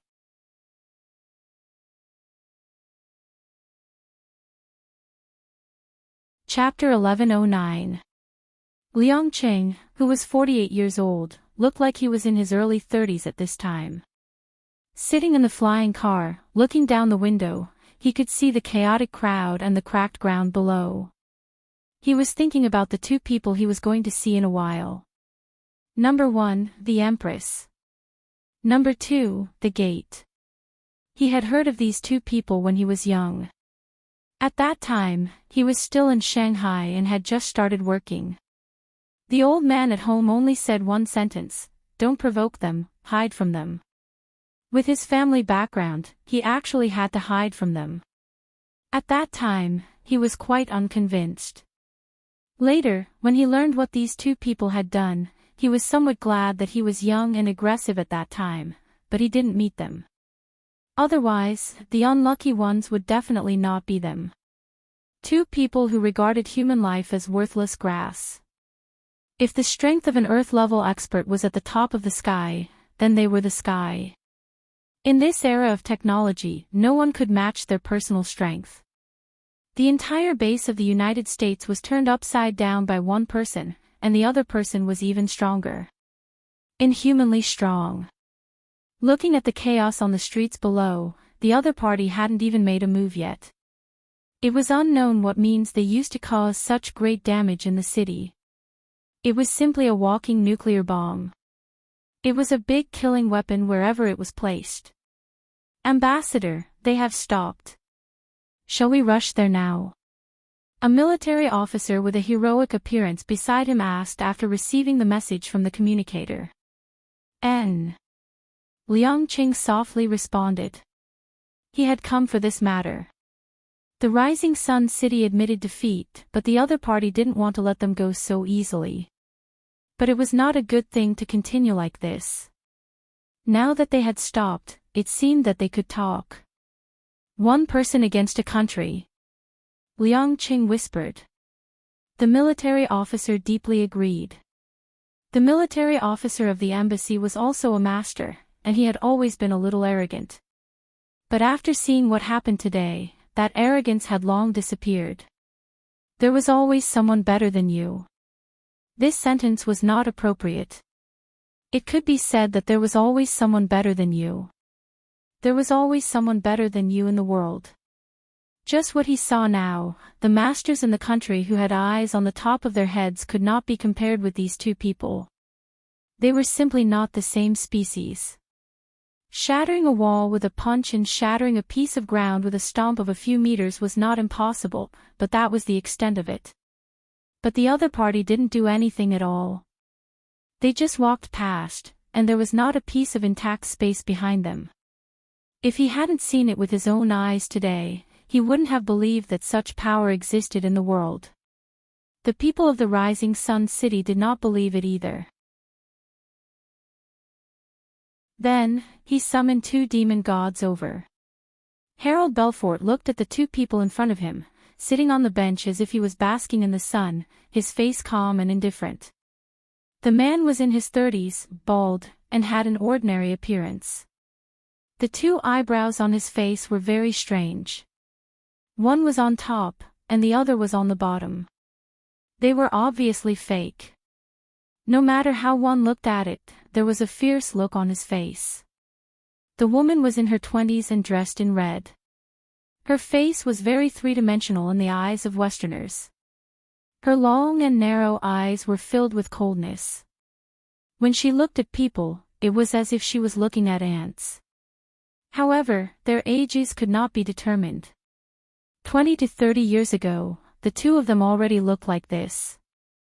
After so many years, the man had changed slightly, but the woman was exactly the same as she was 30 years ago. Time did not leave any traces on her body. The 2 of them sat there. The chaos in the distance and the surrounding agents didn't affect them at all. They didn't care at all. However, in just a short period of time, they had caused tens of billions of dollars of damage to the Fog City and thousands of casualties. The trouble caused by the military was now up to him to clean up this mess. As an old and powerful country, the Rising Sun City not only lost face this time, but also lost everything. The military, the agents, the police, and the armed forces of a country were like babies facing a big man with advanced weapons when faced with them. They might not be invincible, and they might be able to find their weaknesses after some time, but they couldn't be allowed to continue making trouble now. You 2, let's have a good talk. Harold Belfort walked in front of the 2. It was very dangerous to stand here. The other party could take his life with one hand. However, he also knew that the other party didn't have such a plan. Otherwise, it would be the same no matter where he hid. Ren Bachin glanced at him lightly. Too high. Do you want me to look up and talk to you? Harold Belfort was slightly angry. Did he want him to squat down and talk to him? Ren Bachin really had this intention, even though he knew that the other party wouldn't do that. He had always believed that kind people would be bullied, and a kind horse would be ridden. For example, people like him who stayed at home obediently had people looking for trouble all day long. Once they met, they would break their hands to avoid future trouble. You 2, let's find a quiet place to talk. Talk about buying the Fog City. Ren Bachin didn't understand, and his voice was flat. Buying the ruins. There are also 30%, 50%, and 80% new packages. Which package do you want? Everyone was angry, but they still had to suppress it. A flying car landed in the middle of the crowd. The so-called flying car wasn't big and could only seat 3 people, 1 at the front and 2 at the back. There were 6 duct fan-type propellers on top. The sound was low, and it took off and landed vertically. It was electrically powered and had no wings. Its speed was pretty good, reaching more than 200 kilometers per hour. However, those who could afford it didn't like it. The compartment was too small and uncomfortable, far inferior to some commercial helicopters. The only advantage was that it was much easier to take off and land than a helicopter. 3 Chinese men came down from the flying car. The one in front looked to be in his 30s. He had a square face, combed hair, wore glasses, and wore a suit. He first looked at the collapsed building before walking toward them. Mr. Ren, Miss Chi, I'm Liang Qing, the ambassador of our country's embassy in the Rising Sun City. If the 2 of you encounter any problems here, you can tell me. If I can do it, I will not refuse. Even if I can't do it, I can also ask my country for instructions. Liang Qing walked up to the 2 of them and first made his position clear. His words were very polite. Thank you. Renbochin got up and shook hands with them to show his goodwill. This time, the country did a good job. Liang Cheng's words were also very nice, making it impossible for people to feel bad about him. The Empress looked up at him and said, "If the envoys of other countries were as clever as you, even if they were ugly, they wouldn't have been chopped up by me as fertilizer." There was a hint of appreciation in her words. Liang Cheng secretly remembered these words, smiled at them, and said, "This isn't the place to talk. Gentlemen, this is not the place to talk. Shall we go somewhere else?" Liang Cheng looked at Renbochin and asked for his opinion. "Okay." Renbochin stopped and was ready to settle this matter. However, he wanted what he wanted, took what he wanted, and beat up what he wanted. They didn't go to 10 Downing Street or the Military Intelligence Department. Instead, they went directly to the embassy. Renbochin was embarrassed to tear down the place, probably because he felt that they didn't talk properly later. In the conference room, Renbochin and the Empress unceremoniously sat at the head of the table. The three parties sat in 3 different directions. Liang Cheng was closer to them, but he kept a distance. After all, he was here to help mediate. The 3 parties sat there without saying a word. Renbochin lowered his head and rested while the Empress was in a daze. "Ahem, there was a misunderstanding today that alarmed the 2 of you." "Ah, misunderstanding." Renbochin raised his eyelids and sneered. Harold Belfort's expression didn't change. "However, the 2 of you have also caused us huge casualties and losses. So far, the number of casualties has exceeded 1,500, and the direct losses are tens of billions. Do the 2 of you have anything to say?" Harold Belfort continued to speak as he looked at the 2 men. He meant to point out the losses suffered by the Rising Sun City first and then see what conditions Renbochin and Belfort wanted to propose. "You talk a lot of nonsense." Renbochin's words made the faces of Harold Belfort and his entourage change. "Tell me, how much of the fog capital do you want?" Renbochin continued to sneer. "We are very sincere." "I hope the 2 of you will show your sincerity as well," Harold Belfort said. "Bah, did I beg you to negotiate with me?" Renbochin had a ferocious look on his face as he replied, "I didn't provoke anyone. Just as I got off the plane, I was bombarded with guns and cannons. Now, you want to beg for mercy because you can't win. Why don't you guys eat the shit you shit back?" Liang Cheng's eyebrows did not move, but in his heart, he thought to himself, "Sure enough, as the rumors say, he is a tyrannical person. But the Rising Sun City also deserved it. If you work for the United States, you have to be prepared to be beaten back." If he was in their shoes, he would also have the same attitude. "Let's watch the show first. After all, I'm just a support." Cell phone terminal M. Ad-free new 81.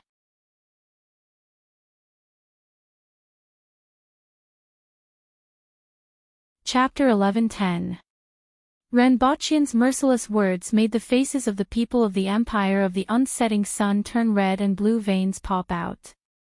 It was unknown how many people smashed their cups. This was especially so for those from the Eagle faction. Hearing the voice coming from the screen, all of their faces contorted, and they wanted nothing more than to tear the person in the screen to shreds. Harold Balfour's hands trembled a little as he lowered his head slightly. Then, he raised his head and looked straight at Renbochin. "Madame Ning is on her way here and isn't hurt. In view of the impact this misunderstanding has had on the 2 of you, we are willing to offer £5 billion worth of property as compensation for this misunderstanding. After that, no matter what the 2 of you want to do in the Rising Sun City, as long as it is not against the law, we can give the 2 of you the green light.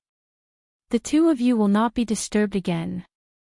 Harold Belfort knew that based on the absolute strength the 2 had displayed, it would be difficult for them to be satisfied with 5 billion. However, this was just a start. As long as the other party was willing to question this number, he could raise this number even higher, which would open a breakthrough point. Otherwise, based on the current situation, it would be very difficult to continue this conversation. As for Ning Kaichin, it would be a lie to say that she was unharmed. However, that didn't matter. As long as they could start peace talks, they could make some concessions in certain aspects and give the other party sufficient compensation. Thinking of this, Harold Balfour also felt depressed. As the Prime Minister of the empire where the sun never set, he actually had to lower his head to a person. No matter how this negotiation went, he would be nailed to the pillar of shame in the future.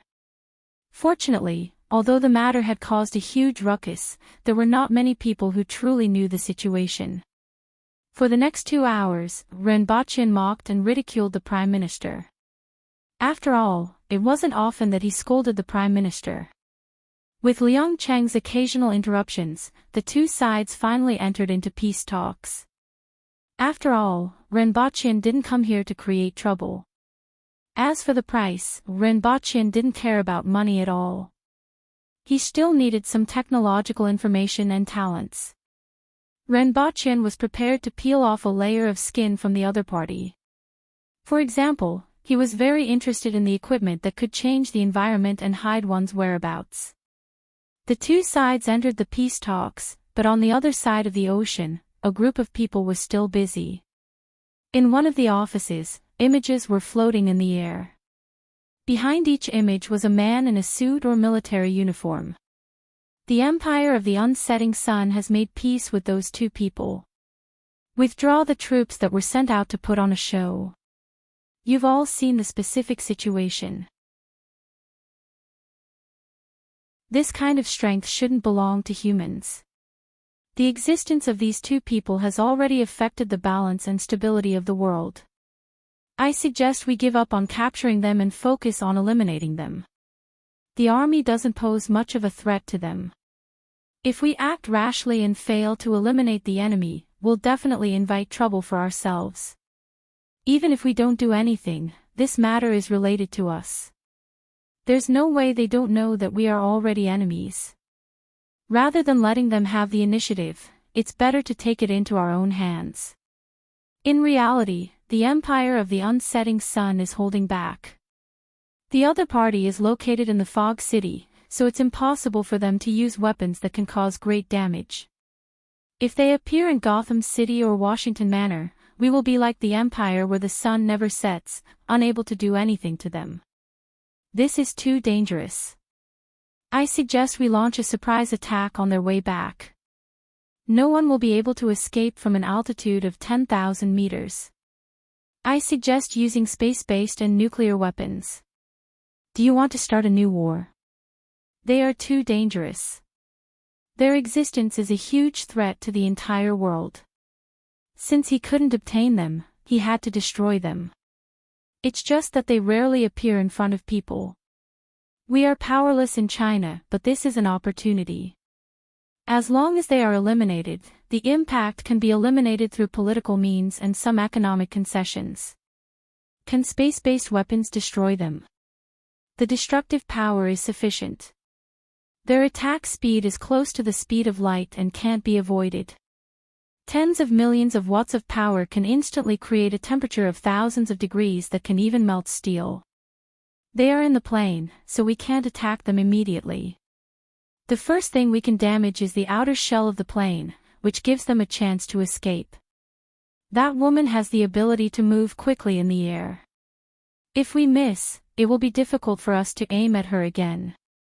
Space-based weapons are mainly used for fixed military installations, not to kill mosquitoes. I suggest using nuclear bombs, which have a greater killing range. We can eliminate them instantly and give them no chance to escape. Seconded. I also agree with this plan. Your Excellency, give the order. For the United States. Under the strong pressure of Renbochin, the members of the Empire of the Unsetting Sun gradually retreated in terms. More than half of the negotiations were completed in the afternoon. In any case, if you don't agree, we will start fighting. At worst, we will destroy the entire fog capital.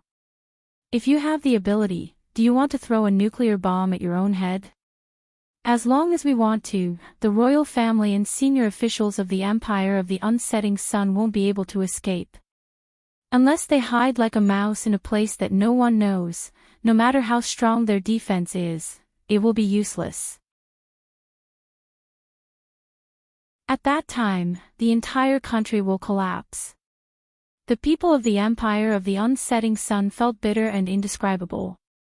However, a knife was placed on their necks, and they had no choice but to retreat. In the evening, the negotiated terms included more than 100 scientists, including physics, chemistry, biology, mathematics, materials science, and aeronautics. They were the talents that Rinpoche urgently needed, the backbone and blood of the country, and couldn't be measured with money. In addition, there were dozens of pieces of information on various technologies and some of the latest equipment that was difficult to buy in China. It had to be said that even though the old powerful countries had declined, they still had some heritage. In addition to the scientists, the value of this information and equipment alone was tens of billions of yuan. That night, Rinpoche saw Ning Kaichin. He looked clean, as if he had just changed his clothes before coming here. His expression was also a little tired, and he looked haggard. "Greetings, Your Majesty." "Greetings, Your Highness." Ning Kaichin greeted the two of them. After arriving on Earth, she had completely regarded herself as Rinpoche's subordinate and had nothing to do with Great Xia. "You've worked hard." Rinpoche nodded. "Have you tortured me?" "I haven't slept for many days. Both of you know that without the green pearl, I'm not much different from an ordinary person and have indeed suffered." Ning Kaichin pursed her lips and smiled. "Fortunately, I wasn't tortured. Otherwise, I wouldn't have been able to hold on." Ning Kaichin had never been an unyielding character. In essence, she wasn't much different from an ordinary person. The reason why she could hold on for so many days was because she trusted the strength of Rinpoche and the Empress. She knew how big the gap between the experts in this world and those in Deo was. "Tell me about the situation at that time. Although you aren't strong, you shouldn't have been caught so easily, right?" Ning Kaichin recounted the situation at that time. She was caught without any resistance. "After all, I still like my current identity and don't want to give it up." Rinpoche had nothing to say about this. After all, everyone had different pursuits. What Ning Kaichin pursued was this kind of glamorous, eye-catching, and admiring celebrity life. She wouldn't give up easily until the very last step. Fortunately, after this time, no one should dare to have any ideas about me. Ning Kaichin smiled. She already knew what happened just now. Although the incident happened in the Rising Sun City, the other countries would definitely know the whole story. After all, the incident this time was very big. In the future, she would be famous in all the countries. However, your identity has been exposed. Even if others don't have any ideas about you, it will be difficult for you to do anything. Rinpoche considered whether to transfer more people over. Although the aboriginals under the Empress were strong, they were too reckless and couldn't do the delicate work in this world. Although those spirit will experts couldn't be transferred over easily, their disciples were quite useful. However, it was impossible to let them go back after bringing them over. Another option was to use the manpower in this world. His martial arts center had now blossomed and borne fruit. Although there were no spirit will experts, there were still more than 50 earth will experts, which was not a small force. Furthermore, they were pure earthlings, so it should be easier to use them. Rinpoche thought for a while and made a plan. Then, he would pick some disciples from the martial arts center to work for him. After comforting Ning Kaichin, he let her go back to rest. After all, she was really tired these days. Rinpoche and the Empress stayed in the Rising Sun City for another 2 days. During this time, Rinpoche and Liangqing got to know each other. It could also be said the other way around. During the negotiations, Liangqing privately provided Renbaqian with a lot of information about the advanced technology of the empire. Not only did Renbaqian have a need for it, but the nation also had a need for technology and equipment. Through Renbaqian's help, Liangqing also obtained some extremely urgent things. It could be said that both sides were happy. 2 days later, Renbaqian and the Empress finally embarked on a flight back to Shanghai. This allowed the people of the Rising Sun Empire to breathe a sigh of relief. Although they couldn't wait to skin Renbaqian alive, they could finally be at ease after sending these two fiends away. However, half an hour later, a bright flame exploded over the English Channel, causing many people's expressions to change drastically. Clear the target. There's no possibility of survival under such an attack, and we haven't found any signs of life. Target eliminated. Cell phone terminal M. Ad-free new 81.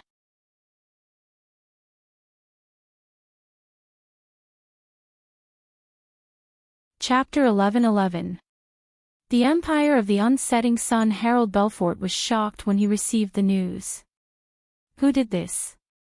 After thinking for a moment, it was not necessarily a bad thing if it could be confirmed that the two people were really dead. After all, the Empire had lost a lot of face because of them and had been extorted a lot of resources. What was even more unacceptable was the 100 scientists.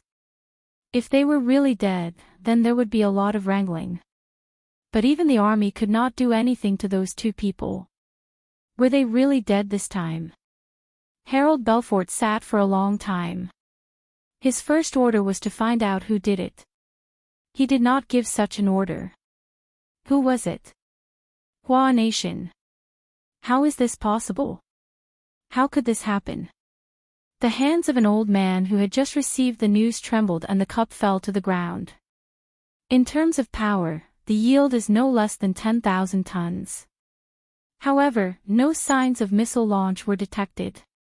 Preliminary suspicion is that it was done on the plane, the middle-aged man reported. Are you sure they are dead? No bodies were found. After all, bodies can't be preserved in that kind of explosion. But we have compared the photos in all directions. No one escaped before and after the explosion. Was it done by the Empire of the Unsetting Sun? There is no report yet. But it is very likely. After all, number 1 and number 2 made a big scene in Fog City. It is very likely that the Empire of the Unsetting Sun did this. The old man was silent for a long time. We were careless. What about Ning Kaichin? She came back a day early. Keep an eye on her condition. Yes.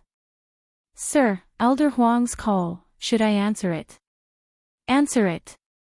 An old man appeared in the air and asked as soon as the call was connected, are they on the plane? Confirmed, they are on the plane. Liangqing saw them go up and didn't come down. Are they dead? The old man hesitated for a moment before saying, if they were ordinary people, they would have died. It's hard to say for the two of them. Don't forget that they have the ability to disappear and reappear suddenly. We don't know where the door is and whether they can leave at any time. Even if they had the door with them, it would be difficult for them to survive that kind of explosion, right? Elder Huang said in a low voice. I don't know. Don't forget, we are all ordinary people, but they are not. No one thought that a single person could destroy a city so easily. I thought they would be beheaded. Their power is beyond our understanding. The old man shook his head slightly. The current situation of this matter was still unclear, and further investigation was required. If they really died, the country would suffer a great loss. One had to know that their value was not only in providing cultivation methods, but also in everything that came from that place. If they really died, then this line of connection would be broken, and it was unknown whether there would be a chance to reconnect. What about the dojo? It is a very powerful force, and it is said that there are many secret techniques hidden in the dojo, which are different from the ones we obtained. Apart from that, many people are also eyeing the wealth that he has. Don't move before we confirm that they are dead. I'm afraid some people won't be able to sit still. Suppress it. Anyone who moves at this time is asking for trouble, the old man said in a deep voice. Even in China, not everyone thought the same way. However, their side had always been suppressing the other side. Number 1 and Number 2's powerful strength also made them not dare to act rashly. If those two people really died, there would definitely be people who would not sit still.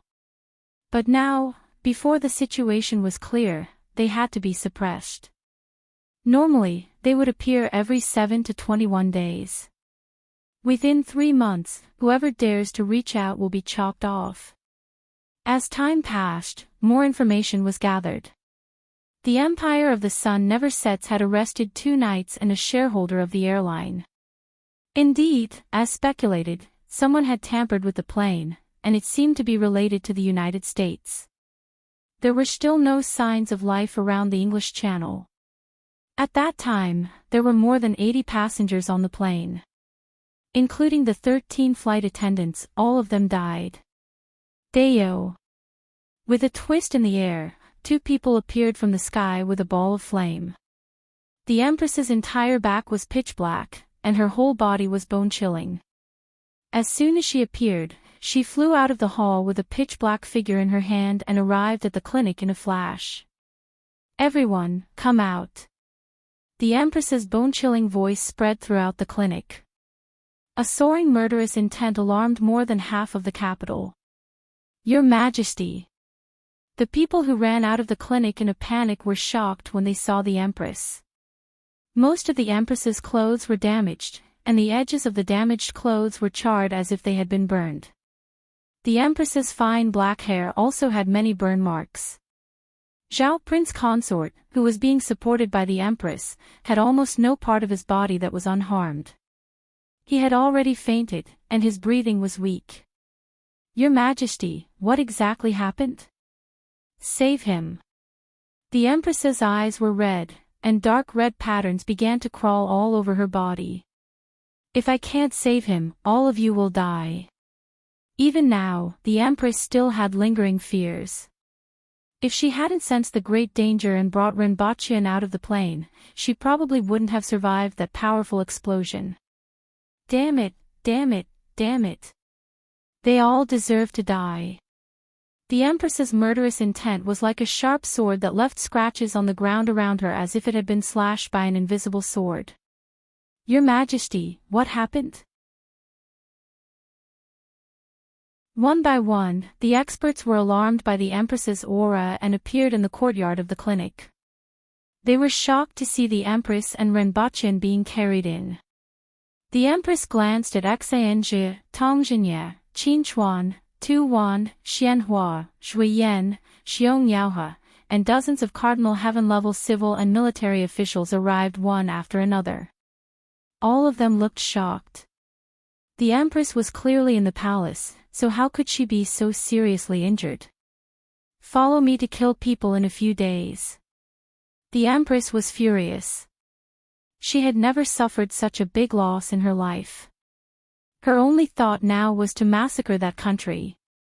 If it wasn't for the fact that Rinpochean couldn't take too many people with him, she would have led the army to kill them and turn the country into ruins. How dare a bunch of ants? Yes, everyone responded. No one dared to anger the Empress now. They were secretly wondering who could have injured the Empress like this. The Empress stood there and couldn't suppress her anger. The patterns on her body almost floated up. With a wave of her hand, all the experts around her were sent flying, and half of the courtyard of the clinic was turned into ruins. Your Majesty, Zhao Prince Consort's life is not in danger. After the doctor carried Rinpochean in and examined him, someone immediately came to inform the Empress. The Empress stood there coldly without saying a word, and her killing intent didn't ease at all. The doctor who came to inform the Empress broke out in a cold sweat, bowed to the Empress from afar, and hurried back. Many of the experts who were sent flying landed outside the courtyard, looked at each other, and didn't dare to speak again. The Empress's attack just now was just to vent her anger, and no one was injured. However, no one dared to approach her again. They had never seen the Empress so angry before. No one dared to persuade her. The wrath of the Empress would cause blood to flow.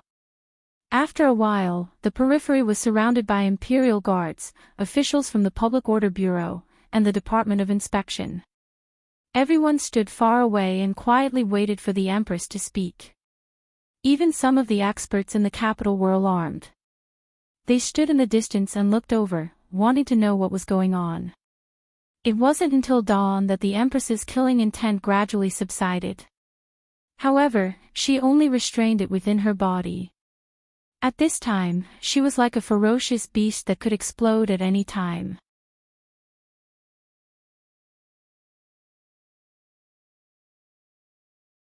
Chapter 11-12. Renbochin woke up and felt his body. His internal organs and bones were in pain, but it didn't seem to be a big deal. When he opened his eyes, he saw the Empress standing there with a cold expression. There was a flash of joy in her eyes, but the coldness faded a little. She seemed to have thought of something, and her eyes were suddenly filled with murderous intent. "Your Majesty," Renbochin said softly. Then, he thought about what happened before and asked with an incredulous expression, "Were we blown up?" The Empress didn't say a word, but the murderous intent in her eyes intensified. A scratch appeared on the wall. Following a series of sizzling sounds, scratches appeared on the wall, the floor, and the ceiling. The table, chairs, and shelves were all blown up, and only the place where Renbochin was at wasn't damaged at all. Renbochin was still immersed in his own shock. He had blown up people for half his life, but this time, he was blown up. If it weren't for the Empress's quick reaction and timely protection, he would probably have been turned into a box. F***ck. Renbochin was stunned for a long time before suddenly cursing and jumping out of bed. He then felt as if his body had fallen apart. How dare the people from the empire where the sun never sets? They are simply courting death. Renbochin's fierce-looking face was full of rage. He was almost put into a box. And it wasn't just him, but also the Empress. Both he and the Empress were blown up. "Are you all right, Your Majesty?" Renbochin turned to look at the Empress. He wasn't dead, and with her physical condition, she should be fine. However, he still had to ask her to be at ease. "Follow me back to the palace, recuperate, and then go kill people," the Empress said through gritted teeth. "Let's go." Renbochin jumped down from the bed naked. His clothes were already prepared beside him. However, he found that there was a large patch of dead skin on his body.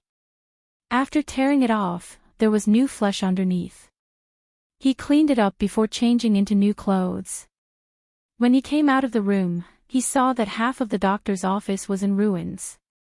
The officials and guards of the imperial court were standing outside, and there were at least 1,000 people. "Do your own things," the Empress said coldly. "Your Majesty, who are we going to kill?" Qin Chuan stepped forward and cupped his hands. "As long as Your Majesty gives the order, the 100,000 Aboriginal soldiers will immediately trample it to the ground. Not even a blade of grass will grow. Get lost." The Empress scolded. Qin Chuan didn't get angry even though he was scolded. He just didn't know who His Majesty was going to behead. Why did he get angry when he asked? Renbochin nodded at everyone and followed the Empress back to the palace. Renbochin accompanied the Empress as they walked around the palace. He felt a lingering fear in his heart. If anything had happened to him and the Empress, even if Erhua could secure the throne, there was an 80% chance that the human race would perish when the foreign races came after a decade or two. Although Honeysuckle was extremely talented, he had too little time. Even if Honeysuckle reached the Empress's current level in just over a decade, how could he be a match for the foreign races? It was too dangerous this time. How are your injuries? The Empress asked. It's not a big deal. When Renbochin woke up, he checked his body. Although he was still injured, it wasn't a big deal.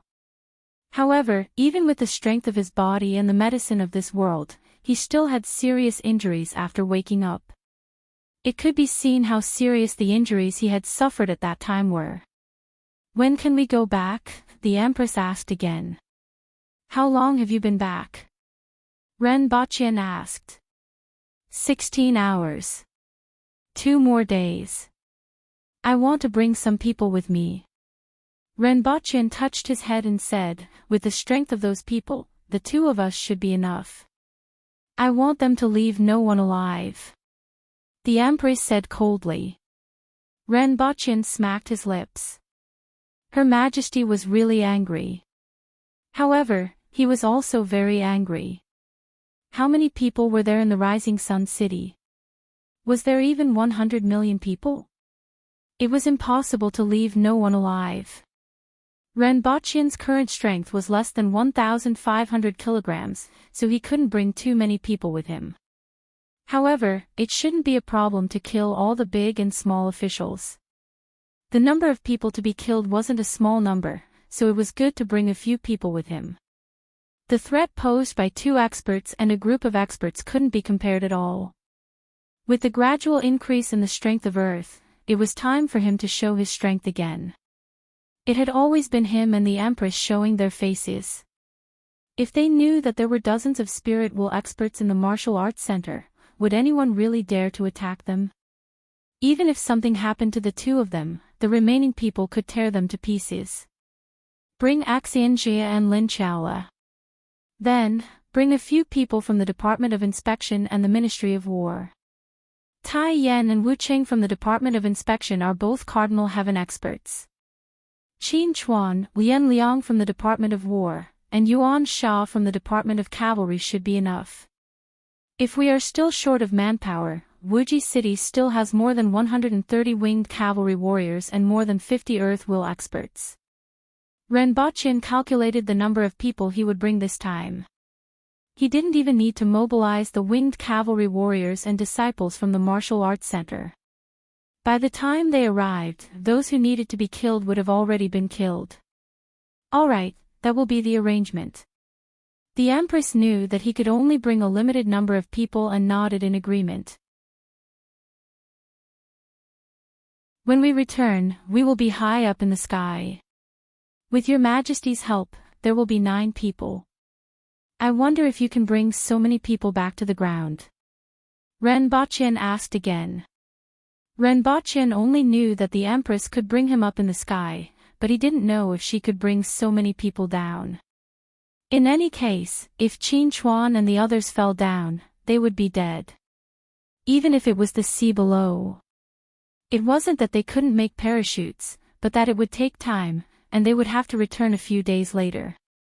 However, looking at the Empress's current expression, she didn't want to wait any longer. It's fine. The Empress waved her hand.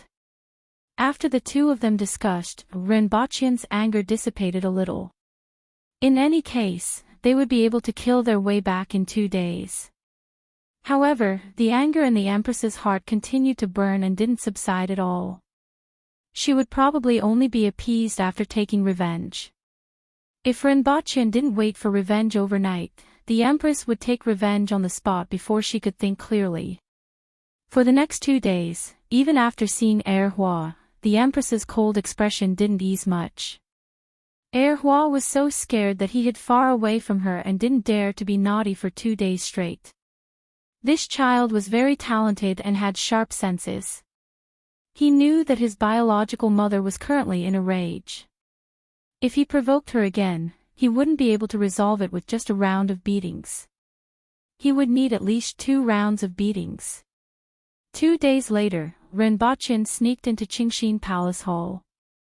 The new Qingxin Palace Hall was much bigger than before, and it now had a lot more books.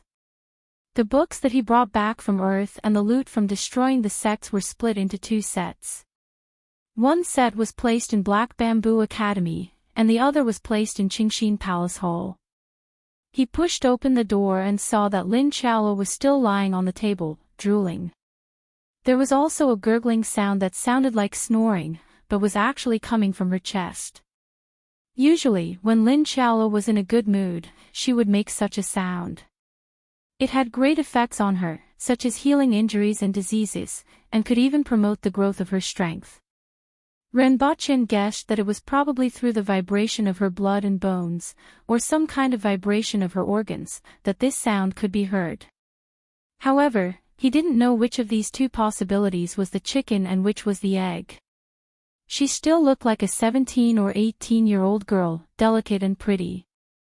She wore a blue tube top and a short skirt that revealed her smooth shoulders and soft abdomen.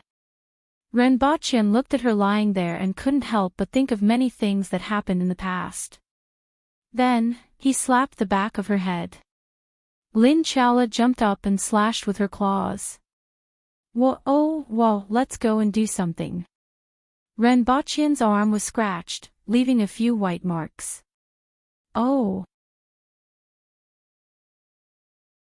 When Lin Chaola saw that it was Renbochin, her eyelids drooped again. She looked drowsy and obviously hadn't woken up yet. Are you sleeping more than before? Renbochin was a little puzzled.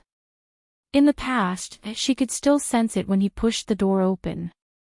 But now, she didn't even respond when he pushed the door open. I'm growing. Lin Chaola yawned. Let's go.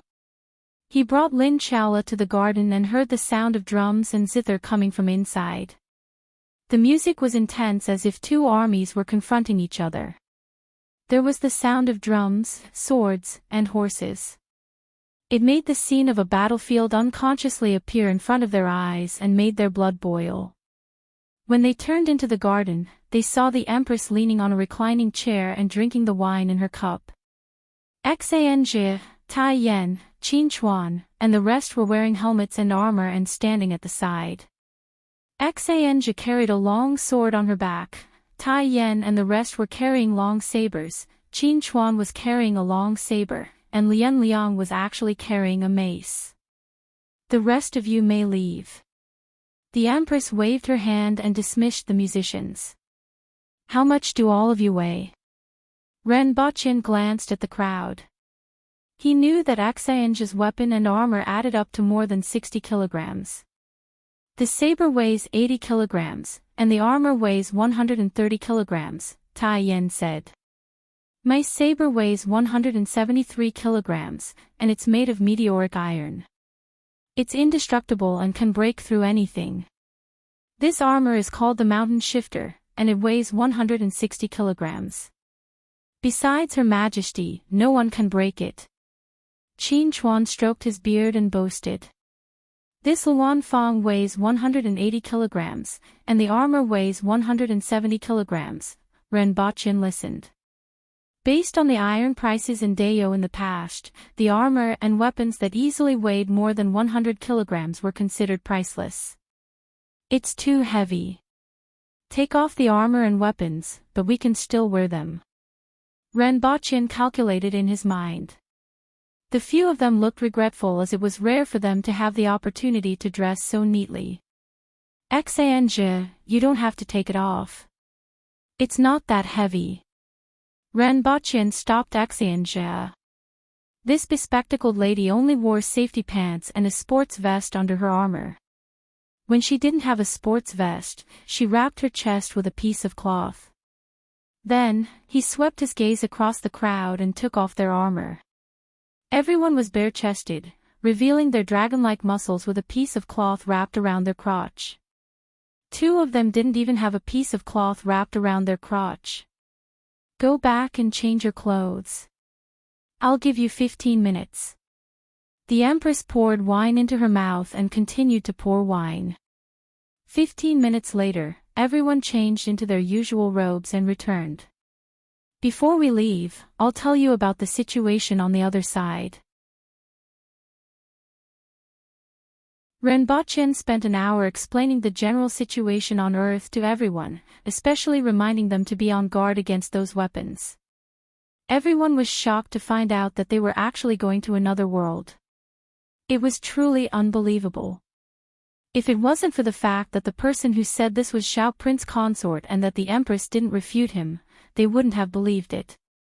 Even so, it took them some time to digest what Rinpoche said. According to Her Highness, the people in that world are weak, but their weapons are powerful. However, the weapons also need to be controlled. Why don't we bring 20,000 soldiers and make it Dao's territory? Qin Chuan's eyes lit up. Now that the Yun nation had been destroyed, the people in the Ministry of War had no war to fight. They were overjoyed to suddenly discover such a new world. The Empress's eyes flickered. If it weren't for the limited number of people that Rinpoche could bring, she would have been tempted. However, there wasn't much point in thinking about it. She had this idea before, but it was a world away and could only be accessed through Rinpoche. This piece of land wasn't worth much. Instead of thinking about this, it was better to think about the vast land outside the 60,000 mountains. Let's go. The Empress held a bottle of wine in one hand and Rinpoche in the other. Her body was overflowing with murderous intent, and Rinpoche was dragging Xianzhi, Lin Chaola, Tai Yen, and the others with his other hand.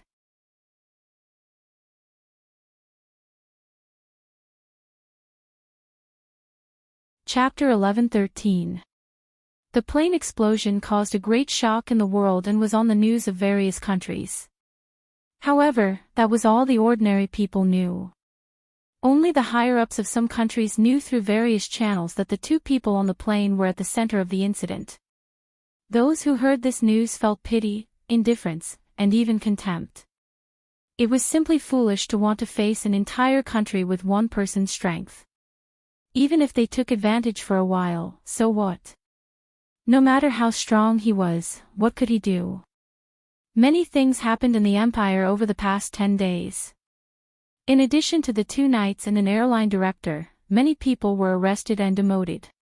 In particular, the high-ranking officials, parliamentarians, and military officials of the Eagle faction were suppressed. The explosion of the plane made the royal family of the unsetting Sun Empire furious, especially when some people exposed their close relationship with the United States, which made them even more furious. For a time, the undercurrents in the empire were turbulent. Meanwhile, within China, some people were secretly itching to try. No one could survive an explosion like that. Furthermore, the Rin family possessed too many things that were coveted by others. Although the old man had suppressed all of them, everyone knew that he wouldn't be able to do so for too long. In a few months at most, someone was bound to make a move. As for the United States, they saved the world once again by eliminating the 2 people who had caused great damage to the balance and stability of the world. Although it was a pity that they had lost the things they had, since they couldn't be captured or obtained, they had to be killed. The English Channel, 10,000 meters above the ground. As the air fluctuated, 9 figures appeared in the sky and fell violently. It had to be said that free falling from an altitude of 10,000 meters was a very rare experience. Qin Chuan, Tai Yen, and the others felt the rapid fall and looked down at the sea that was getting closer and closer to them. The Empress didn't stop until she was 1,000 meters above the ground. It was as if she had stepped on an invisible floating object. However, it was only for a short while. Following which, the Empress stomped on the ground every 50 meters to slow everyone down. Every time he released the force, he felt as if his arms were going to break, and he couldn't help but wonder if he should let go and throw them down.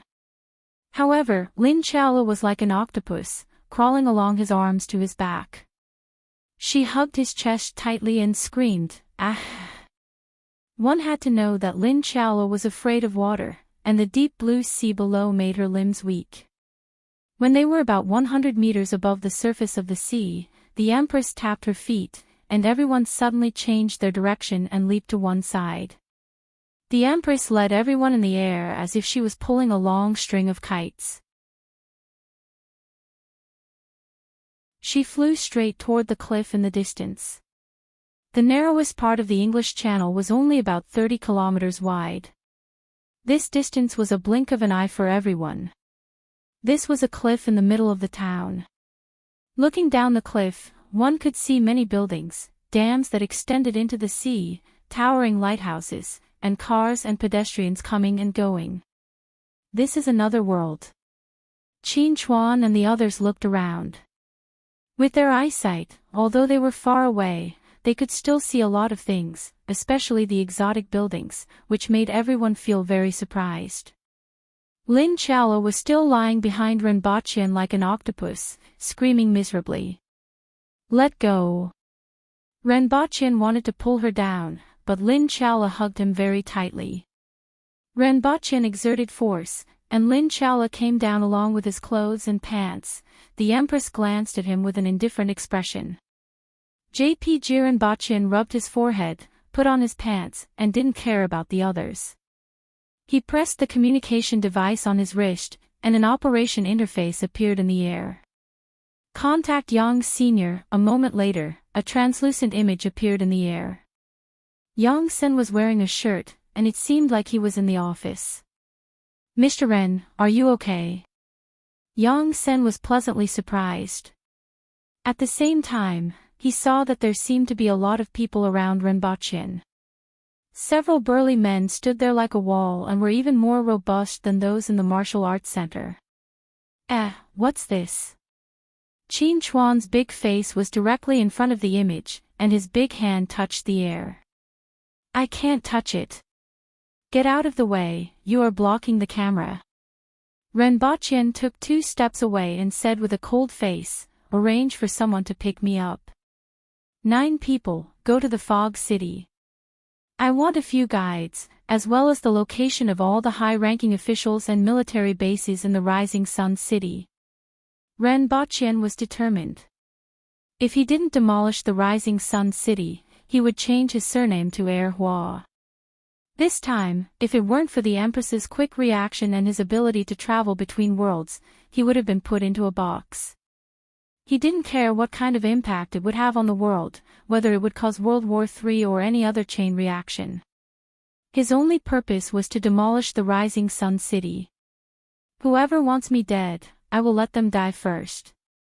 Looking at Renbaqian's fierce face, Yang Sen was also frightened.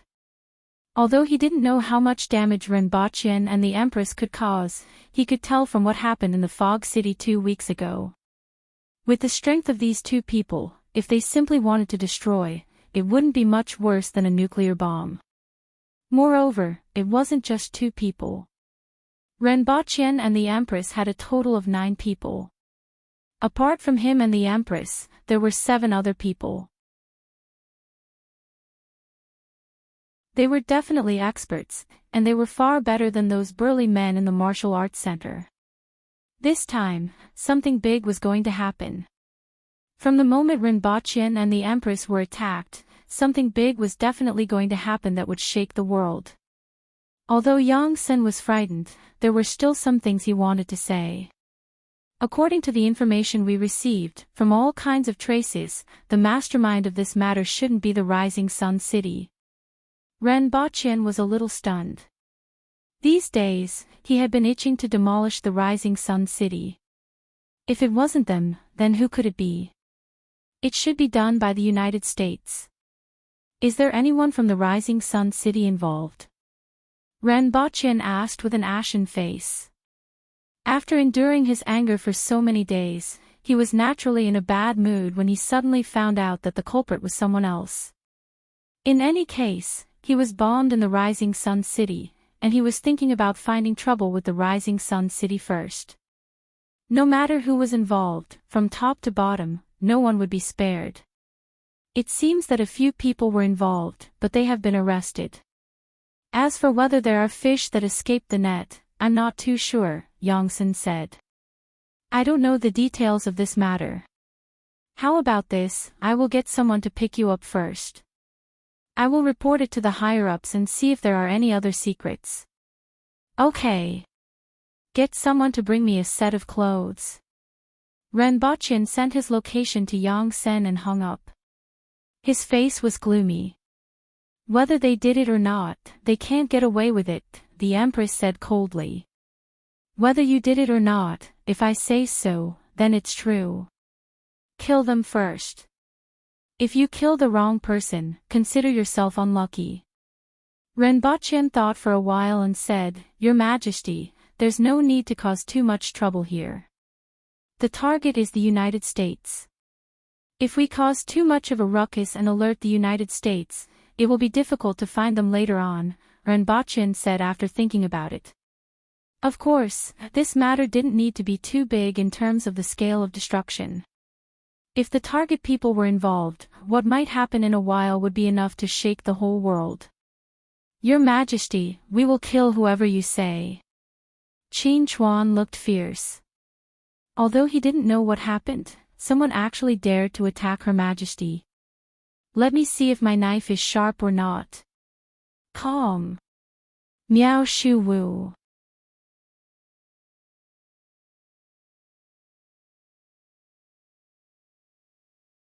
Chapter 11-14. In a certain office in China, the old man who once suppressed many people was sitting there looking at the documents in his hands. In this era, paper was still the carrier of many documents. The most important point was that it was far more secure than the security of the internet. This was an irreplaceable advantage of paper. Come in, the old man ordered when he heard the knock on the door. Sir, there's news about the Empress and the gate. The middle-aged secretary walked in quickly. What news? The old man's face, which was as calm as an ancient well, began to fluctuate with the news. The Empress and the gate are fine. I just contacted Yang Sen, the director of the Messier 87 Bureau. The secretary's face was full of disbelief. They actually survived that kind of situation, and according to Yang Sen's report, there were no injuries. The old man was also a little surprised, and then there was a smile in his eyes. As expected of the Empress and the gate. This is the path of human beings we pursue, a strong body and superpersonal strength. Now, we can finally prove it. The old man understood very well that the two of them must have left the moment they were attacked. Under normal circumstances, the two of them would have returned to Shanghai or even Wuji City before leaving.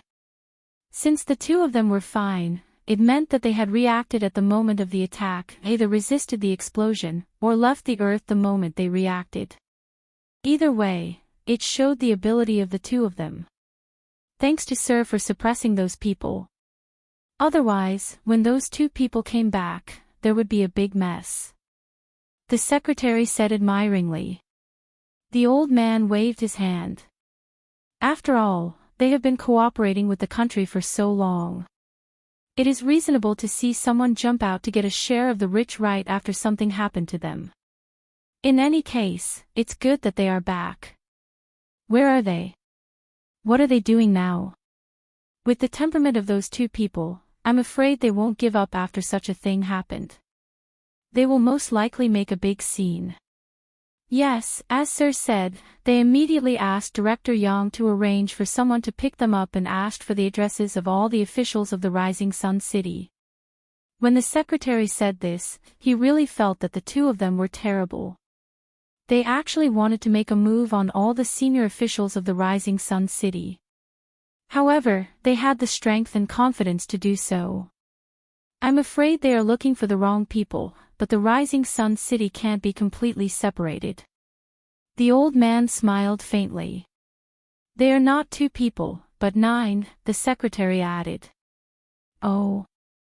They've mobilized troops. The old man said with some interest.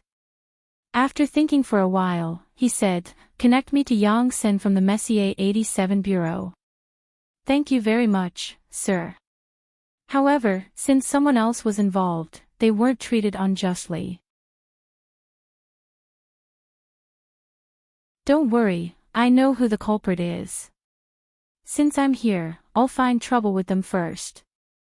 I'll kill those who deserve to be killed and beat up those who deserve to be beaten up before finding trouble with the United States. Ren Bachin smiled at the elder. If this fire doesn't go out, you probably won't be able to sleep. It's good that you know what to do. The old man said with a smile. The two of them chatted for a while before he switched off the communication device. He actually received a call from that big boss. It was really unexpected, but it was also reasonable. He had already contacted Wuji City and Wanyan. Nothing had happened in the past few days. Renbochin originally wanted to see if any bugs would jump out and take this opportunity to kill them all. According to Wanyan, there were indeed some people who were ready to make trouble, but they were all suppressed by that Mr. Just Now. This made Renbochin have a good impression of him. In addition, the nation had always been on his side regarding Ning Caichen's matter, which made him feel quite satisfied. With such a leader, he didn't have to worry about any twists and turns in his cooperation with the nation for the next 20 to 30 years. Given his age and physical condition, it wouldn't be a problem for him to maintain this position for a few decades. After waiting for more than 2 hours, 4 limousines appeared on the side of the cliff. A person got out of one of the limousines. It was the military officer from the embassy whom they had met before. His surname was Lu Huining. Everyone who had been waiting impatiently jumped down from the top of the cliff. The heavy landing sound gave Lu Huining a shock. He turned his head and saw Renbochin, the Empress, and a few other people. Other than Renbochin, all the men were wearing retro robes with large sleeves. As for the two women, one was wearing a full suit of armor and the other was wearing a strapless short skirt. The most eye-catching thing was the weapons in everyone's hands. There were sabers, mace, broadswords, and swords with cold glints and a faint smell of blood. In addition to a sword, the woman in armor also carried a bow and a quiver of arrows on her waist. "Thank you." Renbochin nodded at Lu Huining and got into the back seat of the first car with the Empress. The others also got into the other cars. "Hey, this isn't as comfortable as ours. It's too stifling," Qin Chuan groaned as soon as he got into the car. The interior of Dayo's cars was enlarged and naturally couldn't be compared to these limousines. However, there was a 100-year gap in stability, noise, and other aspects. "Where are you guys going first?" Lu Huining asked as he got into the front passenger seat. "Let's eat first. Get someone to prepare enough food for 3,000 people and prepare more meat," Renbochin said. "Find a secluded place. We still have work to do in a while, so don't alarm people in case they run away." "Understood." Lu Huining immediately responded, but he was speechless. Sure enough, the stronger one was, the more they ate.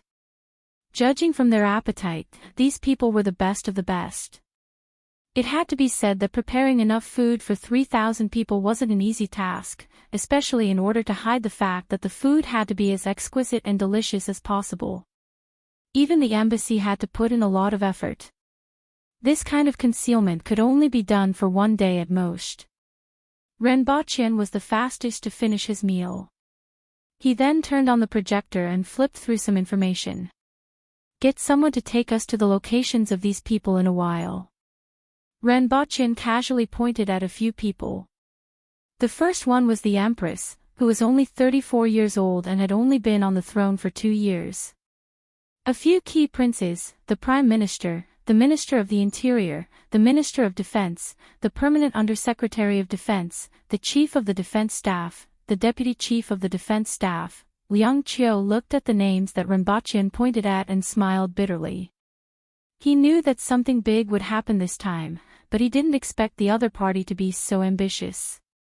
More than half of the upper echelons of the Rising Sun City were among the other party's targets. "We can't show our faces in this matter," Liang Qing said first. Renbochin's actions were his business, but China couldn't be involved. All he could do was get someone to lead the way and then send them back to China. "I know." Renbochin nodded. The Deputy Chief of the Defense Staff and the Minister of the Interior of China aren't in the fog capital. Prince Charles and Prince Henry are in the United States, and we don't know the locations of the others. The Empress is in Buckingham Palace, the Prime Minister should be in his residence at this time, and the Minister of Defense, as far as I know, is attending Sir Mason's banquet today. In fact, you can just look for the Empress, the Prime Minister, and the Minister of Defense.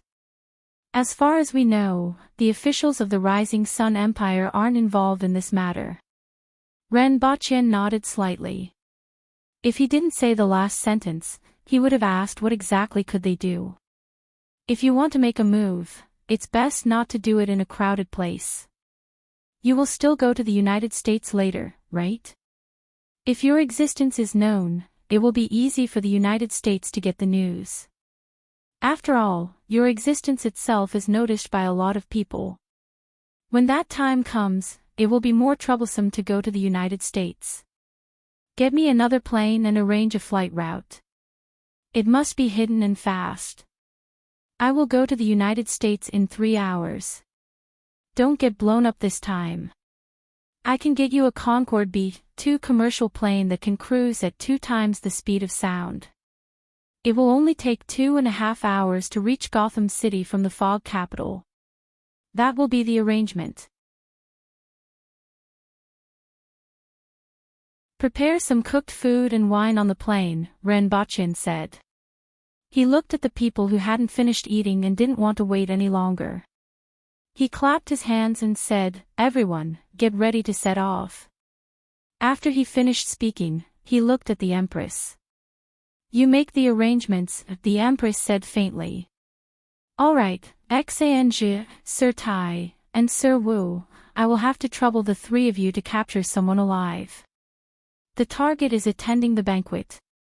Create a disturbance outside and then capture the target. Try not to be discovered. Someone will lead the way and bring you to meet up with us later. I'm familiar with this matter. Don't worry, Your Highness." Tai Yan and Wu Qing laughed. They were officials of the Department of Inspection, and their job was to kill and capture people. "Minister Qin, Sir Lian, and Sir Yuan, I will have to trouble the 3 of you to capture the Prime Minister. Don't worry." Qin Chuan patted his chest and guaranteed. "Your Majesty, let's go meet the Queen." Ren Baqian said. "The Queen." The Empress snorted. Night. In a manor on the outskirts of Fog City. The manor covered an area of more than 10 acres.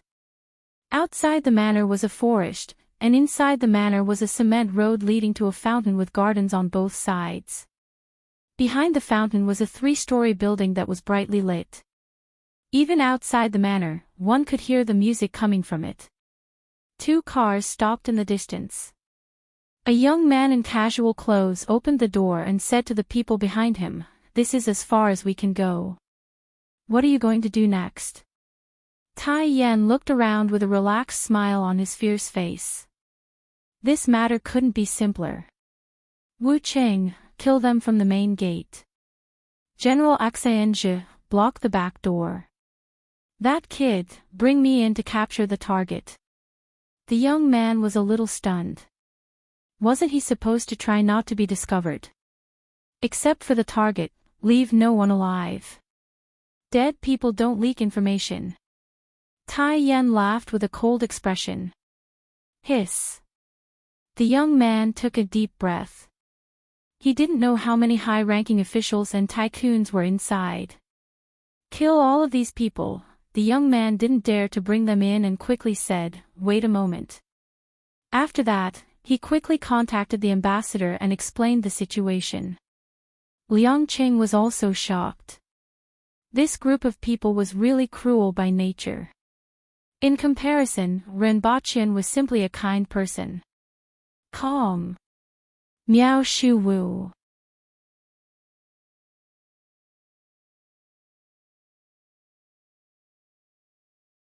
Chapter 11:15. Sir was not actually a title, but a general term for a title. Usually, people who had made great contributions to the empire or had outstanding positions in their respective fields could obtain it. Sir Mason was one of them. As a member of the House of Commons and an important figure in the Independent Party, Sir Mason actually had great influence in many industries, especially as one of the core figures of the Rising Hawk faction in recent years. He had close personal relationships with many military personnel. This banquet was also a private gathering of the hawks who had recently been suppressed by various parties, including many people from the Conservative Party, Liberal Party, and Independent Party. At this time, Sir Mason was talking to several men with a smile on his face. From time to time, he would look up at the current Minister of Defense, Baron Aradaline, or raise his glass to toast with a man from a distance. At the same time, he could perfectly follow up the conversation next to him. It's a pity for Jeremy and Ferdinand. No matter what, they're doing it for the glory of the Empire. Sir Mason nodded lightly. Jeremy and Ferdinand were both important members of the party. Although they were now in prison, they still had a chance to come out. After all, these two knights had also made great contributions to the country. As for those two people, as long as they were alive, then the glory of the Empire where the sun never sets would not exist. Who could imagine that such a powerful country would bow down to two people? And it was after they had caused so much damage to the country. Just as Sir Mason was thinking about this, he suddenly heard something coming from outside. It seemed to be someone's cry. Just as he thought about this, he seemed to hear another cry, a little clearer than the previous one. Without needing him to arrange for someone to go out, someone immediately went out to check. However, as soon as the person walked out, he let out a scream and fell forward. His head rolled off, and blood spurted out. A woman standing not far from the door suddenly let out a shrill scream, breaking the silence in the hall. A strong man wearing a wide-sleeved robe that seemed to be worn in the ancient eastern country a few centuries ago strode in with a cruel and ferocious smile on his face. He waved the long knife in his hand, and the woman's scream stopped abruptly. Blood spurted into the air. "Ah, dash! Guards, where are the bodyguards? Catch him! Guns are allowed." The hall suddenly became chaotic. Those who were close to the hall ran toward the inside. "That kid, see which one is it? I think these guys all look the same." Tai Yen turned around and looked behind him. A man wearing a mask stuck his head out to take a look and suddenly exclaimed, "Be careful." A few men in suits pulled out pistols from their pockets. "Attack! Dead or alive?" Sir Mason shouted. If anything happened to these people in his manor, no matter how strong he was, he would not be able to bear the consequences. Bang! Bang! The hall glowed with the light of muzzles. The steel blade in Tai Yan's hand spun and blocked the bullets. Then, he grinned. These guys shouldn't be the targets, and neither should those women. In a flash, he appeared in front of the two bodyguards. With a flash of cold light in his hands, the two bodyguards were immediately cut off from their chests. Blood sprayed everywhere. After a few more flashes, there were a few more corpses on the ground. The hall was filled with screams. Many of the gentlemen who had been maintaining their poise all this while revealed fearful gazes. Most of them broke into a run. Only a few of them could barely support themselves and stand in front of the ladies. However, Tai Yan's figure disappeared in an instant. It was as if the air had exploded in the hall. The people who ran to the other rooms and upstairs were all turned into corpses. When Tai Yan returned to his original spot, everyone was cowering in fear. Around them were mutilated corpses. There were no injured people or complete corpses. "Who the hell are you?" "A Chinese." "What do you want? What do you want?" someone shouted with a trembling voice. Everyone looked at the tall and muscular Chinese man with fear. Everyone wanted to know what he wanted to do. However, he had killed more than 10 people without giving them a chance to speak since he came in. However, to Tai Yan's ears, it was like a bird's language. "Hurry up, point out the target for me. See if he's still alive. Otherwise, I'm afraid I'll accidentally kill him." Tai Yan had a hideous smile on his face. Blood flowed slowly under his feet. Bang! Suddenly, there was a gunshot. A man was holding a short pistol in his hand. There was a bullet embedded in Tai Yan's back. As he moved slightly, the bullet fell to the ground. Only his clothes were a little damaged, and the skin under his clothes was a little red. Tai Yan pondered. Did someone hit him again just now? Then, with a hideous smile on his face, he flashed through the crowd and grabbed the head of the man who fired the gun. No! The masked man exclaimed. However, at the same time, Tai Yan's head was instantly crushed like tofu. What did you say? Tai Yan looked up. He's the Minister of Defense. The target this time. The masked man was trembling all over. This was no longer just cruel and fierce. This was simply a god of death. Tai Yan was slightly stunned. His eyes were filled with ferocity, and his face was cruel and sinister. Why didn't you say so earlier? I said. The masked young man wanted to cry. I can't say it as fast as you kill. Tai Yan frowned and looked down. He was thinking that the target had been crushed to death by him. He was afraid that he would be beaten. On the other hand, he felt bitter, lamented his bad luck, and hoped that Her Majesty would be gentler. The long saber in his hand turned into a ray of cold light. Since the target was dead, the rest should be killed as well. A young man and a young woman were shivering in the grass. In the distance, a woman in full armor flicked her finger, and the blood dripping from her fingertip pierced a hole in the soil like a sharp arrow. At her feet were two corpses with a big hole in their chests and their hearts crushed. After doing all this, Ex-Angel looked at her fingers and saw that there was no trace of blood. Then, she pushed up her glasses and looked in another direction. Two little bugs, Your Majesty, there's no need to kill our way in. He looked at the guards in red uniforms in front of Buckingham Palace and pulled the Empress's arm. Oh.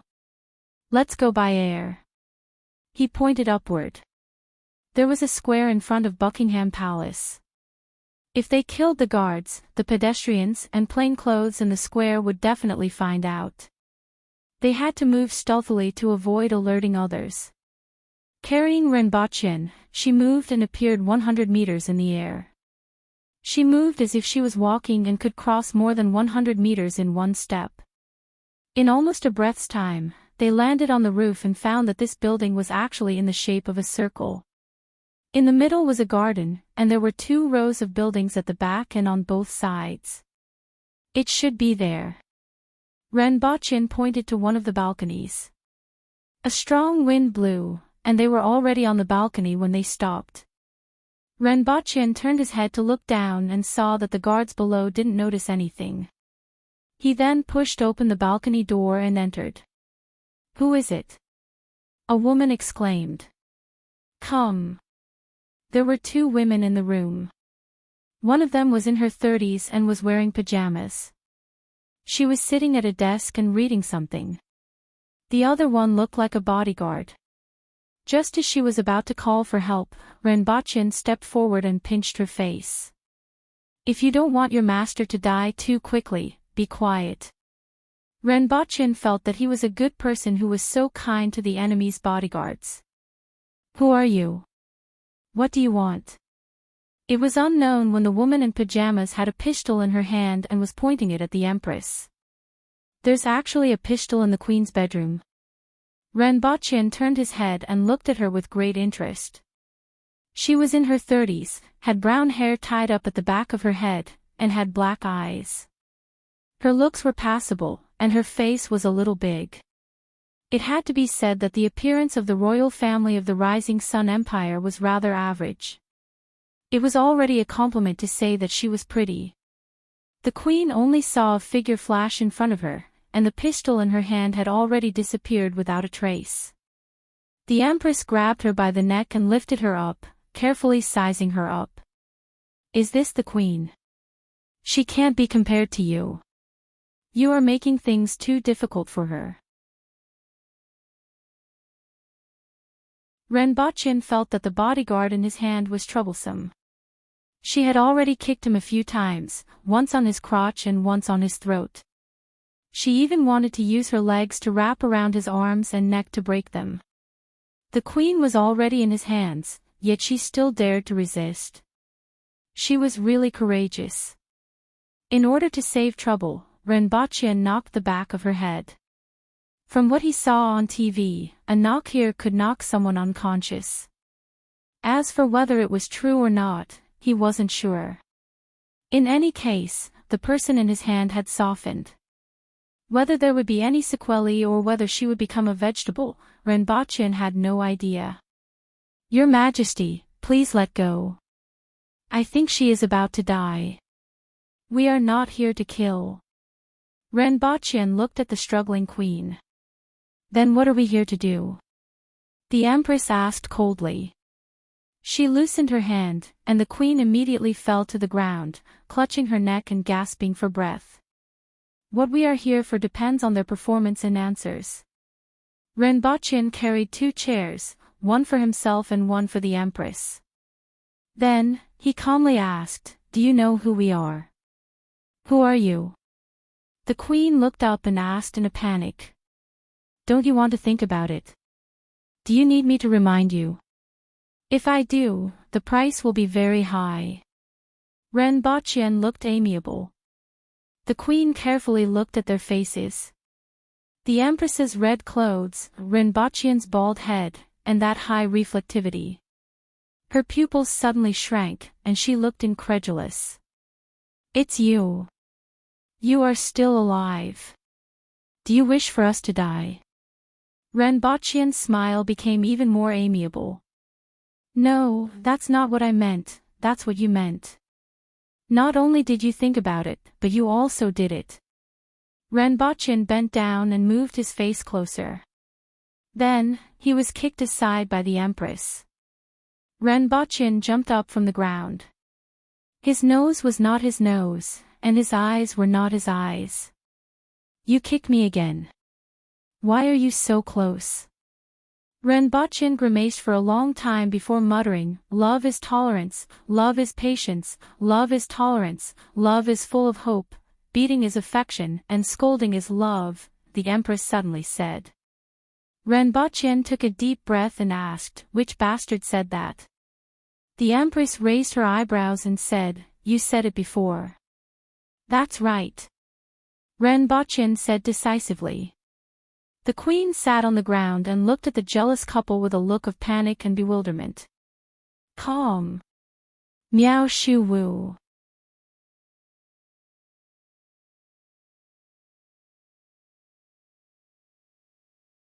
Chapter 11:16. The queen panicked when she recognized the 2 men. Even the army couldn't do anything to them. They survived the explosion at an altitude of 10,000 meters and didn't seem to be injured at all. She couldn't think of anyone in this world who could hurt them. She only knew one thing. If these 2 wanted to kill her, she definitely wouldn't be able to escape. Furthermore, the guards wouldn't be able to save her. He could even kill him in front of everyone and swagger his way out. Under such circumstances, she was in a state of panic and despair. The only thing that gave her hope was that they didn't do it. "We didn't do it, it was the United States," the queen said.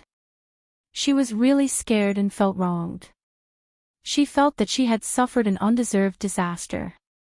"I was on your plane and was blown up in your territory. You're telling me that you didn't do it?"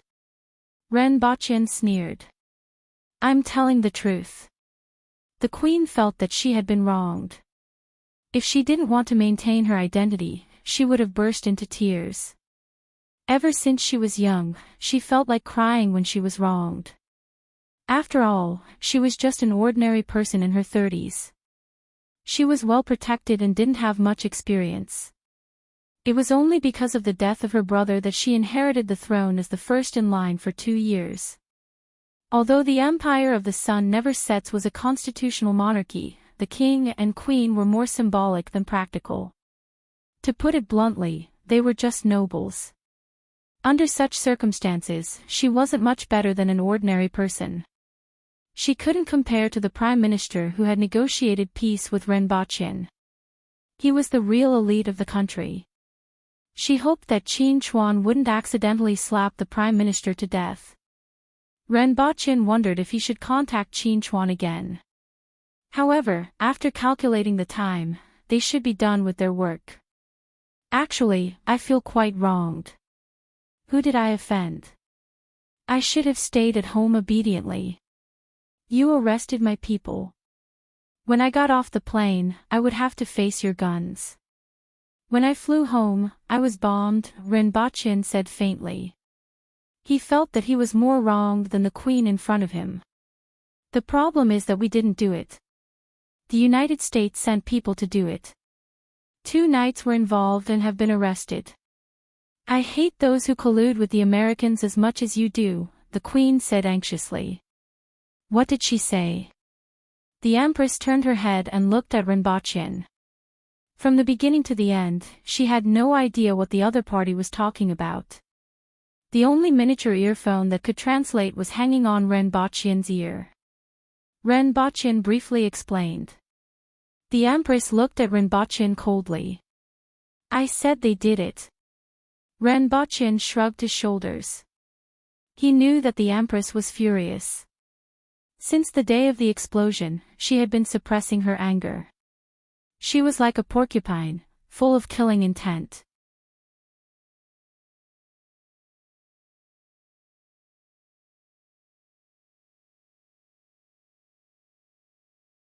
It was much easier for a country to do this than for him.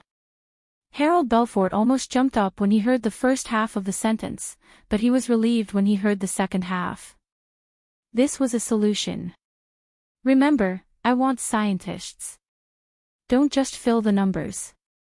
Seeing that the other party had agreed, Renbochin didn't make things difficult for them anymore.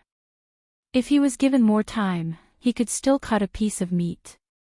However, he and the others would be leaving soon, and the conditions were about right, so he didn't say anything more. The Empress looked up at Renbochin. Although she couldn't understand what he was saying, she could understand his words and knew that he wasn't going to kill these 2 people. This made her even more unhappy. As if reading her mind, Renbochin patted the back of her hand and said, Go to the United States in a while. When you get there, you will have the opportunity to make your move. The Queen and Harold Belfort had a strange expression on their faces. They were a little happy and a little happy. They were happy that the 2 of them had survived. They were happy that the United States, which almost got them killed, was going to be in big trouble. It was easy to imagine what would happen when such a group of murderers went there. After all, the United States was the one behind this incident. They would never let the people from the United States off. No matter how they fought, the 2 of them would feel happy. After waiting for half an hour, Renbochin received news that Tai Yen and the others had arrived near Buckingham Palace. Renbochin asked them to wait outside before he got up from his chair. The 2 of you will wait here for 3 hours. Don't give me trouble. If you give me trouble, I'll give you trouble, Renbochin said to the 2 of them. Seeing them nod, he said to the Empress, Let's go to the United States. Just like how they came, they disappeared from the balcony without a sound. Harold Belfort and the Queen felt their strength depleted. Their bodies were sore and weak, and they couldn't stand steadily against the wall. They had survived at last. The Queen's eyes turned red, and tears started to fall. She had never encountered such a crisis in her life. She was really frightened just now. This group of people was too cruel.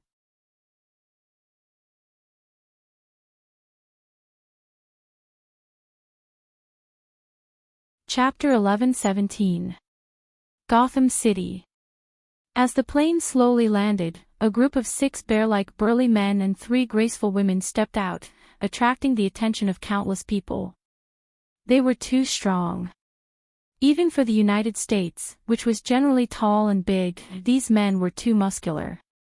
A few blonde and blue-eyed women couldn't help but feel their throats go dry. Strong men always exuded hormones all the time. Stop. What are you guys carrying? Two uniformed white men stalked the group of people. Their gazes first swept across the Empress and the two Empresses a few times with a strange look in their eyes.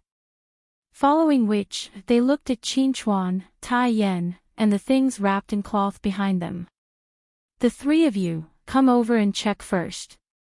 One of the men pointed at the Empress and the two women with a strange smile on his face. It was a little playful and somewhat greedy. Regardless of whether they were Chinese or not, most of them were easy to bully. Although there were female security guards, he had no intention of calling them over. He wanted to check them personally with his hands. However, the next second, a big hand grabbed the top of his head and squeezed. His skull, fresh blood, and brain matter immediately exploded. Although his words were incomprehensible to others, his expression and gaze made it so that everyone could understand. The people who saw this scene were stunned at first, followed by screams, and frantically ran in all directions. The other security guards saw this scene and immediately went limp on the ground.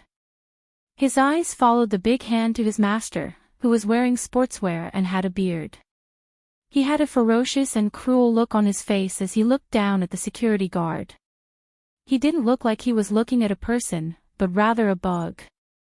Save! The white man only managed to shout one word before his body slid to the ground. His chest caved in, and blood mixed with fragments of internal organs spurted out from his mouth and nose. The crowd didn't care about the two corpses on the ground. A few security guards rushed out from nearby, aimed at them, and opened fire. Lian Liang appeared in front of the security guards and swung his mace, which was wrapped in black cloth, at them. When the bodies flew out, they were all deformed. Yuan Sha punched a hole in the wall in front of him, and the few of them came out in a single file. Ren Baqian turned around and waved his hand. A man wearing a mask walked past the two corpses, paused for a moment, and then quickly followed him. Stay closer to me lest you get killed by stray bullets. Ren Baqian's voice wasn't loud, but it made the man shiver. Two batches of airport security guards rushed out, but in the blink of an eye, they became a pile of broken limbs. After that, no one dared to rush over. If they rushed up, they would die. The guns of the security guards were no threat to these people. Who would dare to rush up? After all, it was just a job. As for the passengers, those that they met along the way had already run away. However, there were a few who were so scared that their legs turned to jelly and they couldn't move. Ren Baqian and the rest couldn't be bothered with them. They went all the way out of the airport. It had to be said that the police here reacted very quickly. There were already police waiting outside. There were 5 police cars and more than 10 police officers hiding behind them, pointing their guns at the crowd. Fire! The police outside must have known what was going on inside. Without any intention of persuading them to surrender, they opened fire directly. In the distance, a helicopter flew over, its searchlight shining on the broken wall. Lin Qiaola. He gestured in the direction of the helicopter. Lin Qiaola yawned and stretched. Where are the candies? I'll give them to you when we get back.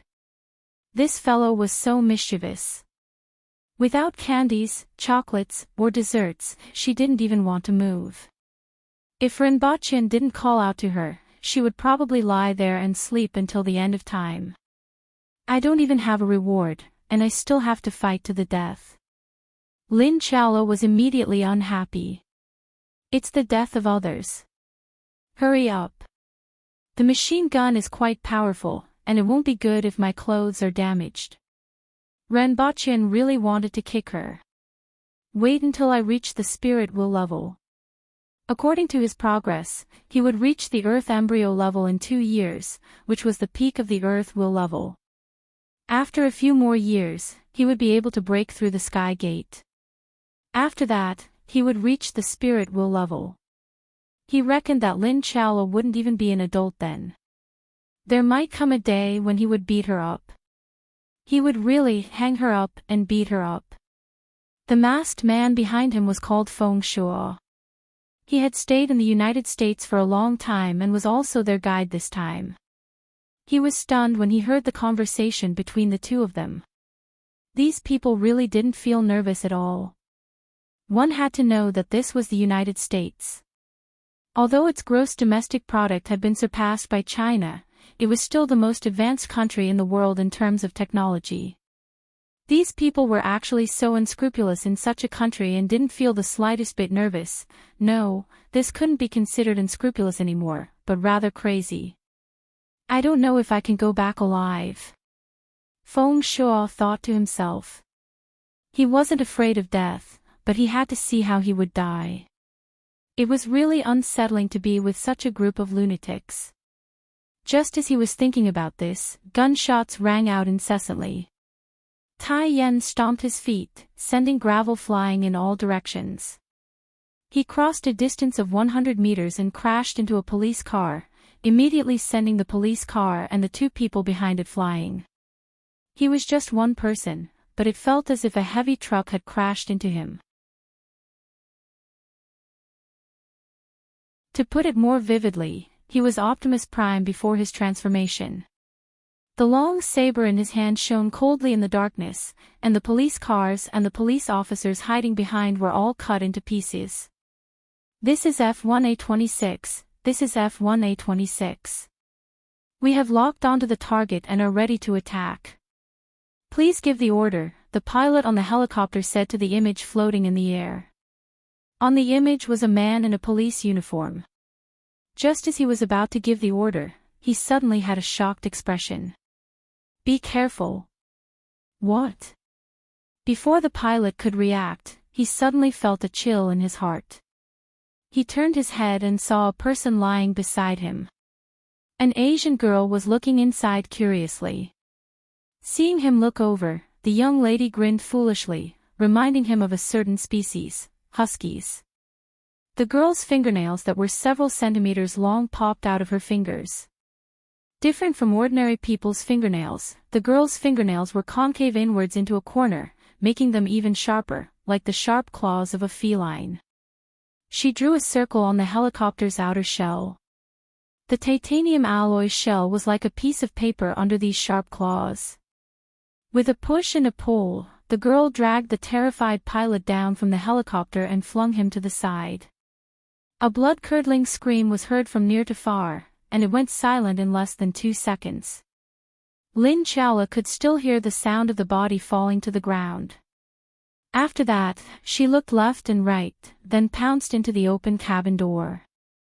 The machine gunner who had just pulled out his pistol did not even have time to aim before he pulled it out while holding onto his bleeding neck.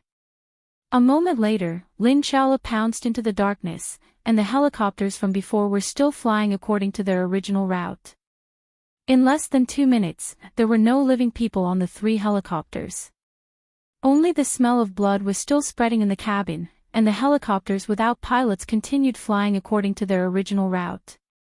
Calm. Wonderful book house.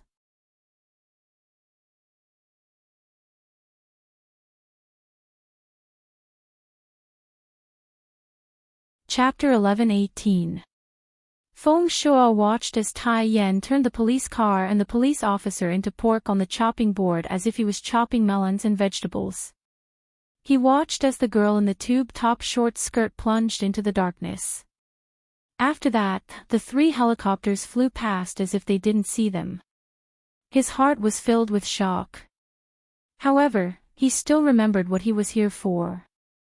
He swallowed his saliva and asked, "Are we going to the Hua residence next?" According to the original plan, everyone planned to go there. However, the flight route was only to Gotham City. Originally, he was going to come out normally and then take a car to Hua Manor. He didn't expect everyone to kill their way out of the airport, no matter what was in front of them. He knew that they were powerful and cruel, but he didn't expect them to be this cruel. Now, even he was a little flustered. With such a huge ruckus here, it would be difficult to hide his whereabouts, let alone go to the Hua residence. Let's go to Manhattan and find a place to rest. I'm a little tired. Rest?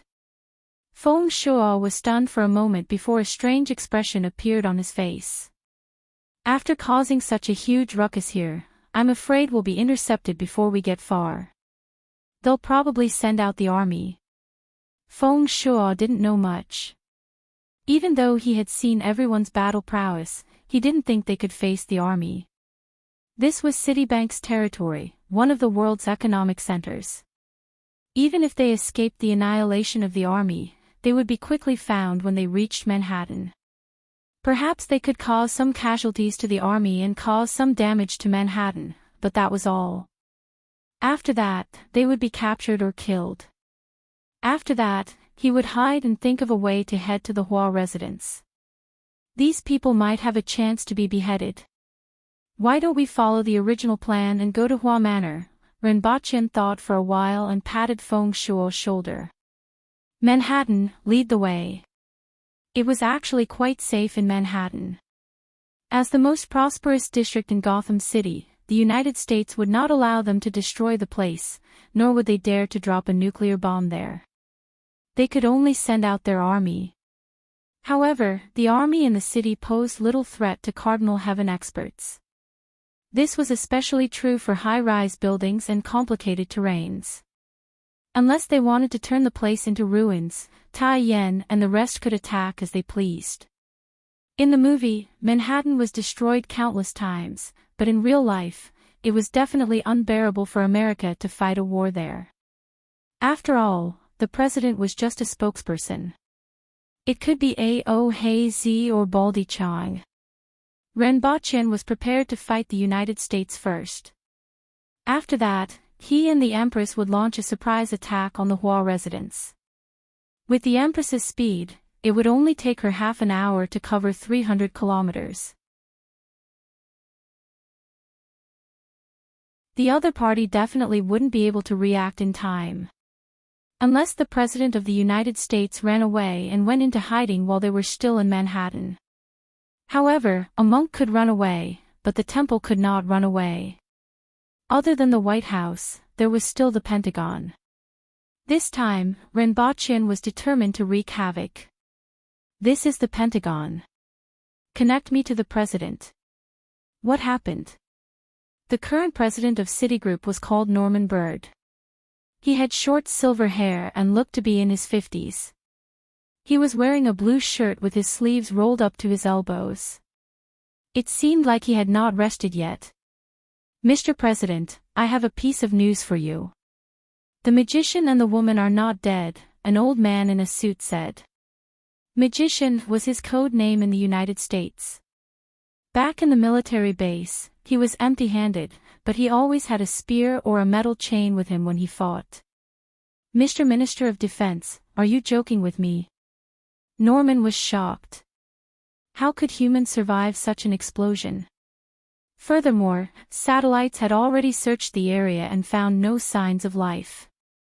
They had also repeatedly compared the satellite images. After the plane exploded, there was absolutely no intact human body that fell. It was impossible for them to be alive. I also hope that this is a joke, but unfortunately, it's the truth. We are in trouble. Mr. President. Norman's face turned extremely ugly. They were actually still alive after such an explosion, which happened 10,000 meters above the ground. Where are they? The Minister of Defense was livid. John F. Kennedy Airport. They just killed 2 security officers, 17 airport security guards, 22 police officers, and 3 helicopter pilots at John F. Kennedy Airport. They don't have the slightest intention to hide their whereabouts. Their intention is very clear, to kill and destroy. Norman's face changed a few times, and cold sweat began to drip from his forehead. Those 2 people were here for revenge. They were too crazy. The disaster at John F. Kennedy Airport would definitely shock the entire country. However, he couldn't care less at this time. Based on the abilities displayed by the other party, what happened at John F. Kennedy Airport was probably a small matter. As if reading Norman's thoughts, the old man added with an ugly expression, "They aren't just two people. They formed an Avengers alliance, and there are a total of 10 of them." Norman slowly sat in his chair, took a deep breath, and asked, "Is there any good news, Mr. Minister of Defense?" "No, there's only worse news." Norman felt that if he could, he would like to change the Minister of Defense. Talking to this old man was really troublesome. "What's worse?" Norman covered his forehead. "They have already started moving north." "Where is their destination?" "It's likely to be a bustling area. Our troops will be restrained there, but they don't need to care about that." The old man had the same opinion. It had to be said that those who could sit in this position were all outstanding people. However, the lack of intelligence and the wrong perception of power made them make the wrong choice. If they knew more, they would probably make the same choice. Some things had to be tried to be known. Norman gritted his teeth and said, "We must stop them and not let them enter densely populated areas." If they really entered densely populated areas, he would be finished. He was very clear about this. The other party definitely wasn't here for a vacation. After saying this, he sat in his chair and panted a few times. He felt as if his chest was being pressed by a huge rock.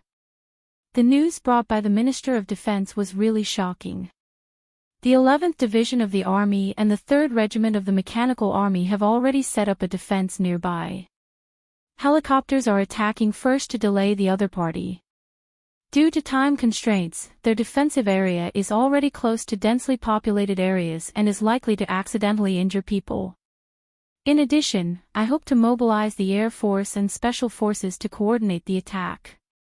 Okay. Norman responded.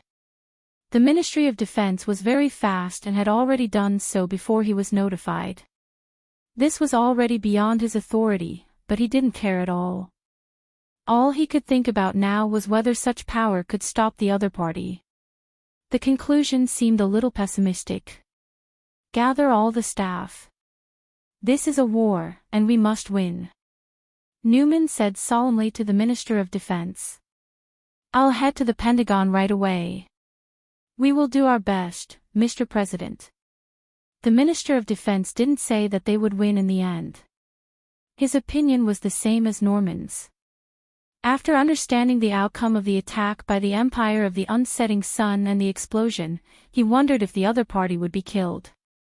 Norman opened his mouth and really wanted to say, "Is there still a possibility for us to negotiate?" However, he didn't say it out loud. He was starting to regret it now. He regretted his previous actions. Judging from the outcome, the previous action had brought them huge trouble. Calm. Wonderful Book House.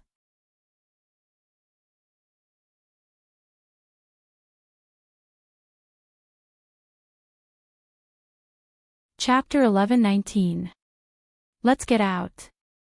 Renbochin pulled the Empress's hand and got out of the taxi. He was starting to hate these driverless taxis. In the past, no one would dare to stop here. Even if they were threatened with knives and guns, they wouldn't dare to leave everyone here. I reckon they stopped these cars, Feng Shuo said as he got out of the car behind. There are no cars coming from behind. They seem to have been stopped. Ren Bachien nodded. He understood this.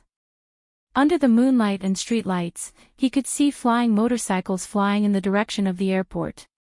Flying motorcycles were usually used by the police because they could move quickly in the city, weren't affected by traffic, and were easy to take off and land.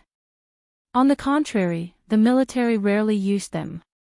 After all, they could only carry a small number of people, fly a short distance, and most importantly, they were a target in the sky. Without cars, everyone moved very fast, even faster than the cars. When they passed by a viaduct, a beam of light fell on them from the sky. 4 helicopters were divided into 2 directions. They were 500 meters horizontally from the viaduct and more than 100 meters above ground. It was difficult for Lin Chaola to reach this distance. Fire snakes began to spit out from beside the searchlights. Countless bullets intersected to form a bullet net that enveloped everyone. Tai Yan and Wu Qing brandished their steel sabers and blocked the bullets from both sides. The sound of clanking rang out incessantly. The Empress's figure flashed and disappeared from everyone's side. She slapped the side of the helicopter with her jade-like palms, and the helicopter spun like a top. Both helicopters faced the crowd sideways. The Empress took a step in the air and appeared at the tail of the second helicopter.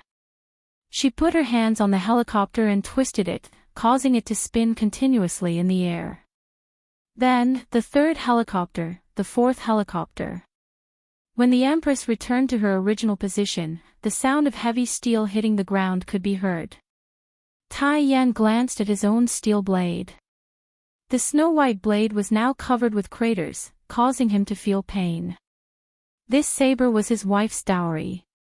It could be used as a family heirloom. For the rest of the journey, Tai Yan kept sighing.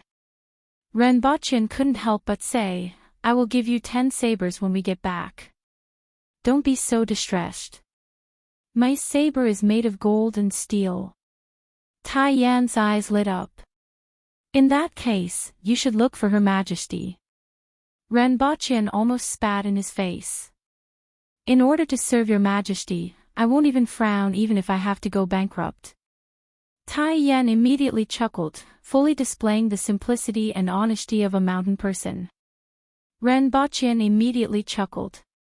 This bunch of old bastards looked like they had thick eyebrows and big eyes, but none of them were good people. They're moving too fast. Based on their current speed, they'll reach the area where the original defense line was set up in 5 minutes. Only the 3rd Mechanical Regiment can set up the defense in time. The 11th Army Division won't be able to reach the designated location in time. The Pentagon was brightly lit at this time. Countless people in the offices were busy, and a tense atmosphere spread in the Pentagon.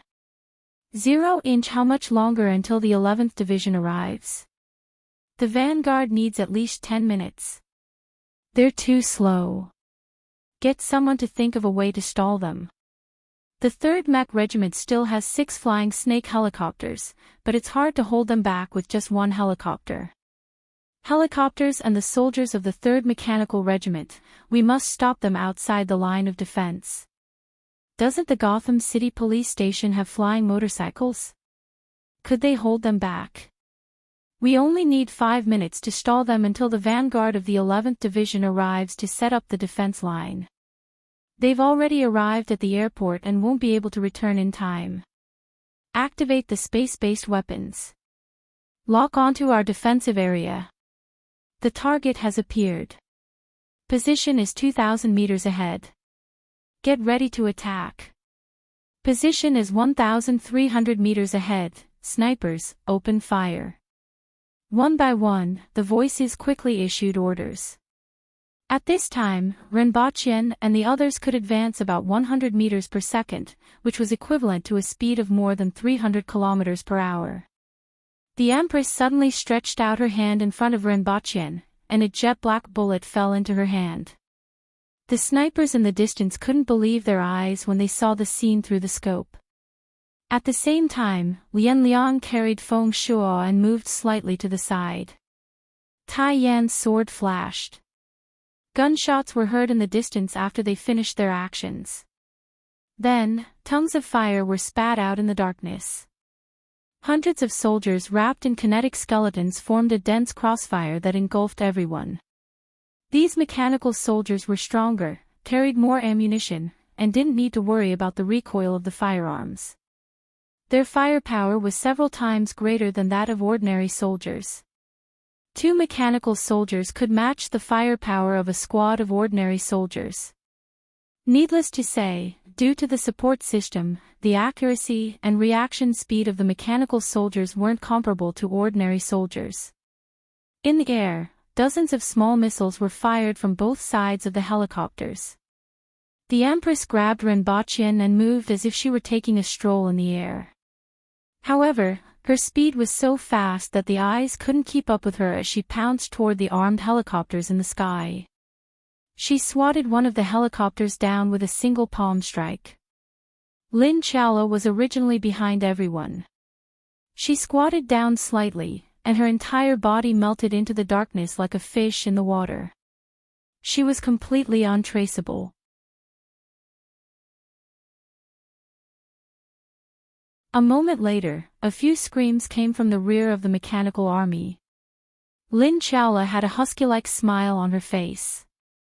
Her hands turned into claws and brushed past the bodies of the soldiers like a breeze. A rain of blood and minced meat were set off. Lin Chaola flashed through the crowd and squinted her eyes. She enjoyed the feeling of hunting in the dark. This was an instinct that came from her blood. Ha ha ha ha, I'll let you guys see how sharp my blade is. Qin Chuan laughed wildly and leaped into the air. The long blade in his hand, which weighed 175 kilograms, drew an arc in the air. The air was torn apart as if it was a piece of cloth, and the blade landed heavily on the mechanical army. The ground seemed to shake. A blade mark appeared on the ground more than 10 meters in front of Qin Chuan. Regardless of whether it was the limbs or the firearms, they were all pushed to the sides. Then, the blade swept across and slashed at the waist. The defensive line formed by hundreds of soldiers equipped with the most advanced mechanical skeletons was instantly broken without any resistance. It's over. In the Pentagon, a staff officer who was looking at the screen turned pale, and the documents in his hands fell to the ground silently. At this moment, he could only see flashes of snow-white light in the crowd, followed by broken limbs and splatters of blood. A sea of blood was set off in the crowd. The originally noisy command room instantly fell into an indescribable silence after Lin Chaola and Qin Chuan broke through the defensive line. One by one, they looked at the images floating in the air with a pale face. It was hard to believe that the strongest army in the world, the mechanical army that they were most proud of, could not resist against 10 enemies. Looking at the other figures killing their way into the defensive line on both sides, a staff officer shouted with a pale face, "Retreat, let them retreat." In fact, there was no need for him to shout. Everyone knew that they had to retreat and form a new defensive line. Fighting with these enemies at such a close distance was suicide, not a battle. However, everything happened too fast. It was so fast that no one could react. In a breath's time, a few killing gods broke through the defensive line. In another breath's time, there were only mutilated corpses left in the middle of the defensive line, and some soldiers who were still alive and struggling on the ground. In the third breath's time, the blade light had already killed its way into the defensive line on both sides. They didn't even have the chance to escape. And the sixth armed helicopter in the air also crashed down at a speed faster than when it rose into the air. The defense minister closed his eyes. As expected, they lost. What was more chilling was the speed of their defeat. It was useless even if the 11th Army Corps arrived. Such firepower couldn't cause any trouble to the enemies.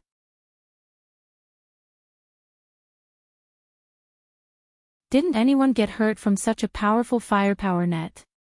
Someone couldn't help but mumble. Who are they? What are they? Calm. Wonderful book house.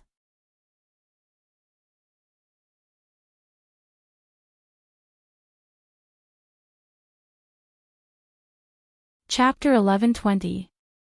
I would like to personally thank some of the friends who have tipped today. Among them, there are 5 branch masters, Playboy, Kagaya Azuma, Diver Lu, Tachibana already decided, and Zi Xianyuchen. The other 10 people in the top 15, Kaka, Happy Wings, Num, It's Hard to Think of a Name, No Coincidence, Little Kagawa Chuckle, World of Ladders, That's All, Eternity 38, Small. Slave, Zukulin. There are still many readers behind me, but I can only see the top 15 on the webpage. I really can't take it anymore today, so I won't be scrolling through my phone. I would like to say thank you to all the friends who have supported me. I'm going to sleep. The pretty boy at the Empress's house would like to thank all the readers who have supported me. Currently typing, please wait for a moment. After the content has been updated, please refresh the page to receive the latest update. You're tuning into the LoveLore Library YouTube channel. We're so grateful for your support, and don't forget to subscribe to join us on this incredible journey through captivating stories. Your generosity through donations truly makes a world of difference, as it's the primary source of revenue that allows me to expand and enhance this channel for you. Thank you from the bottom of my heart for being a part of this adventure.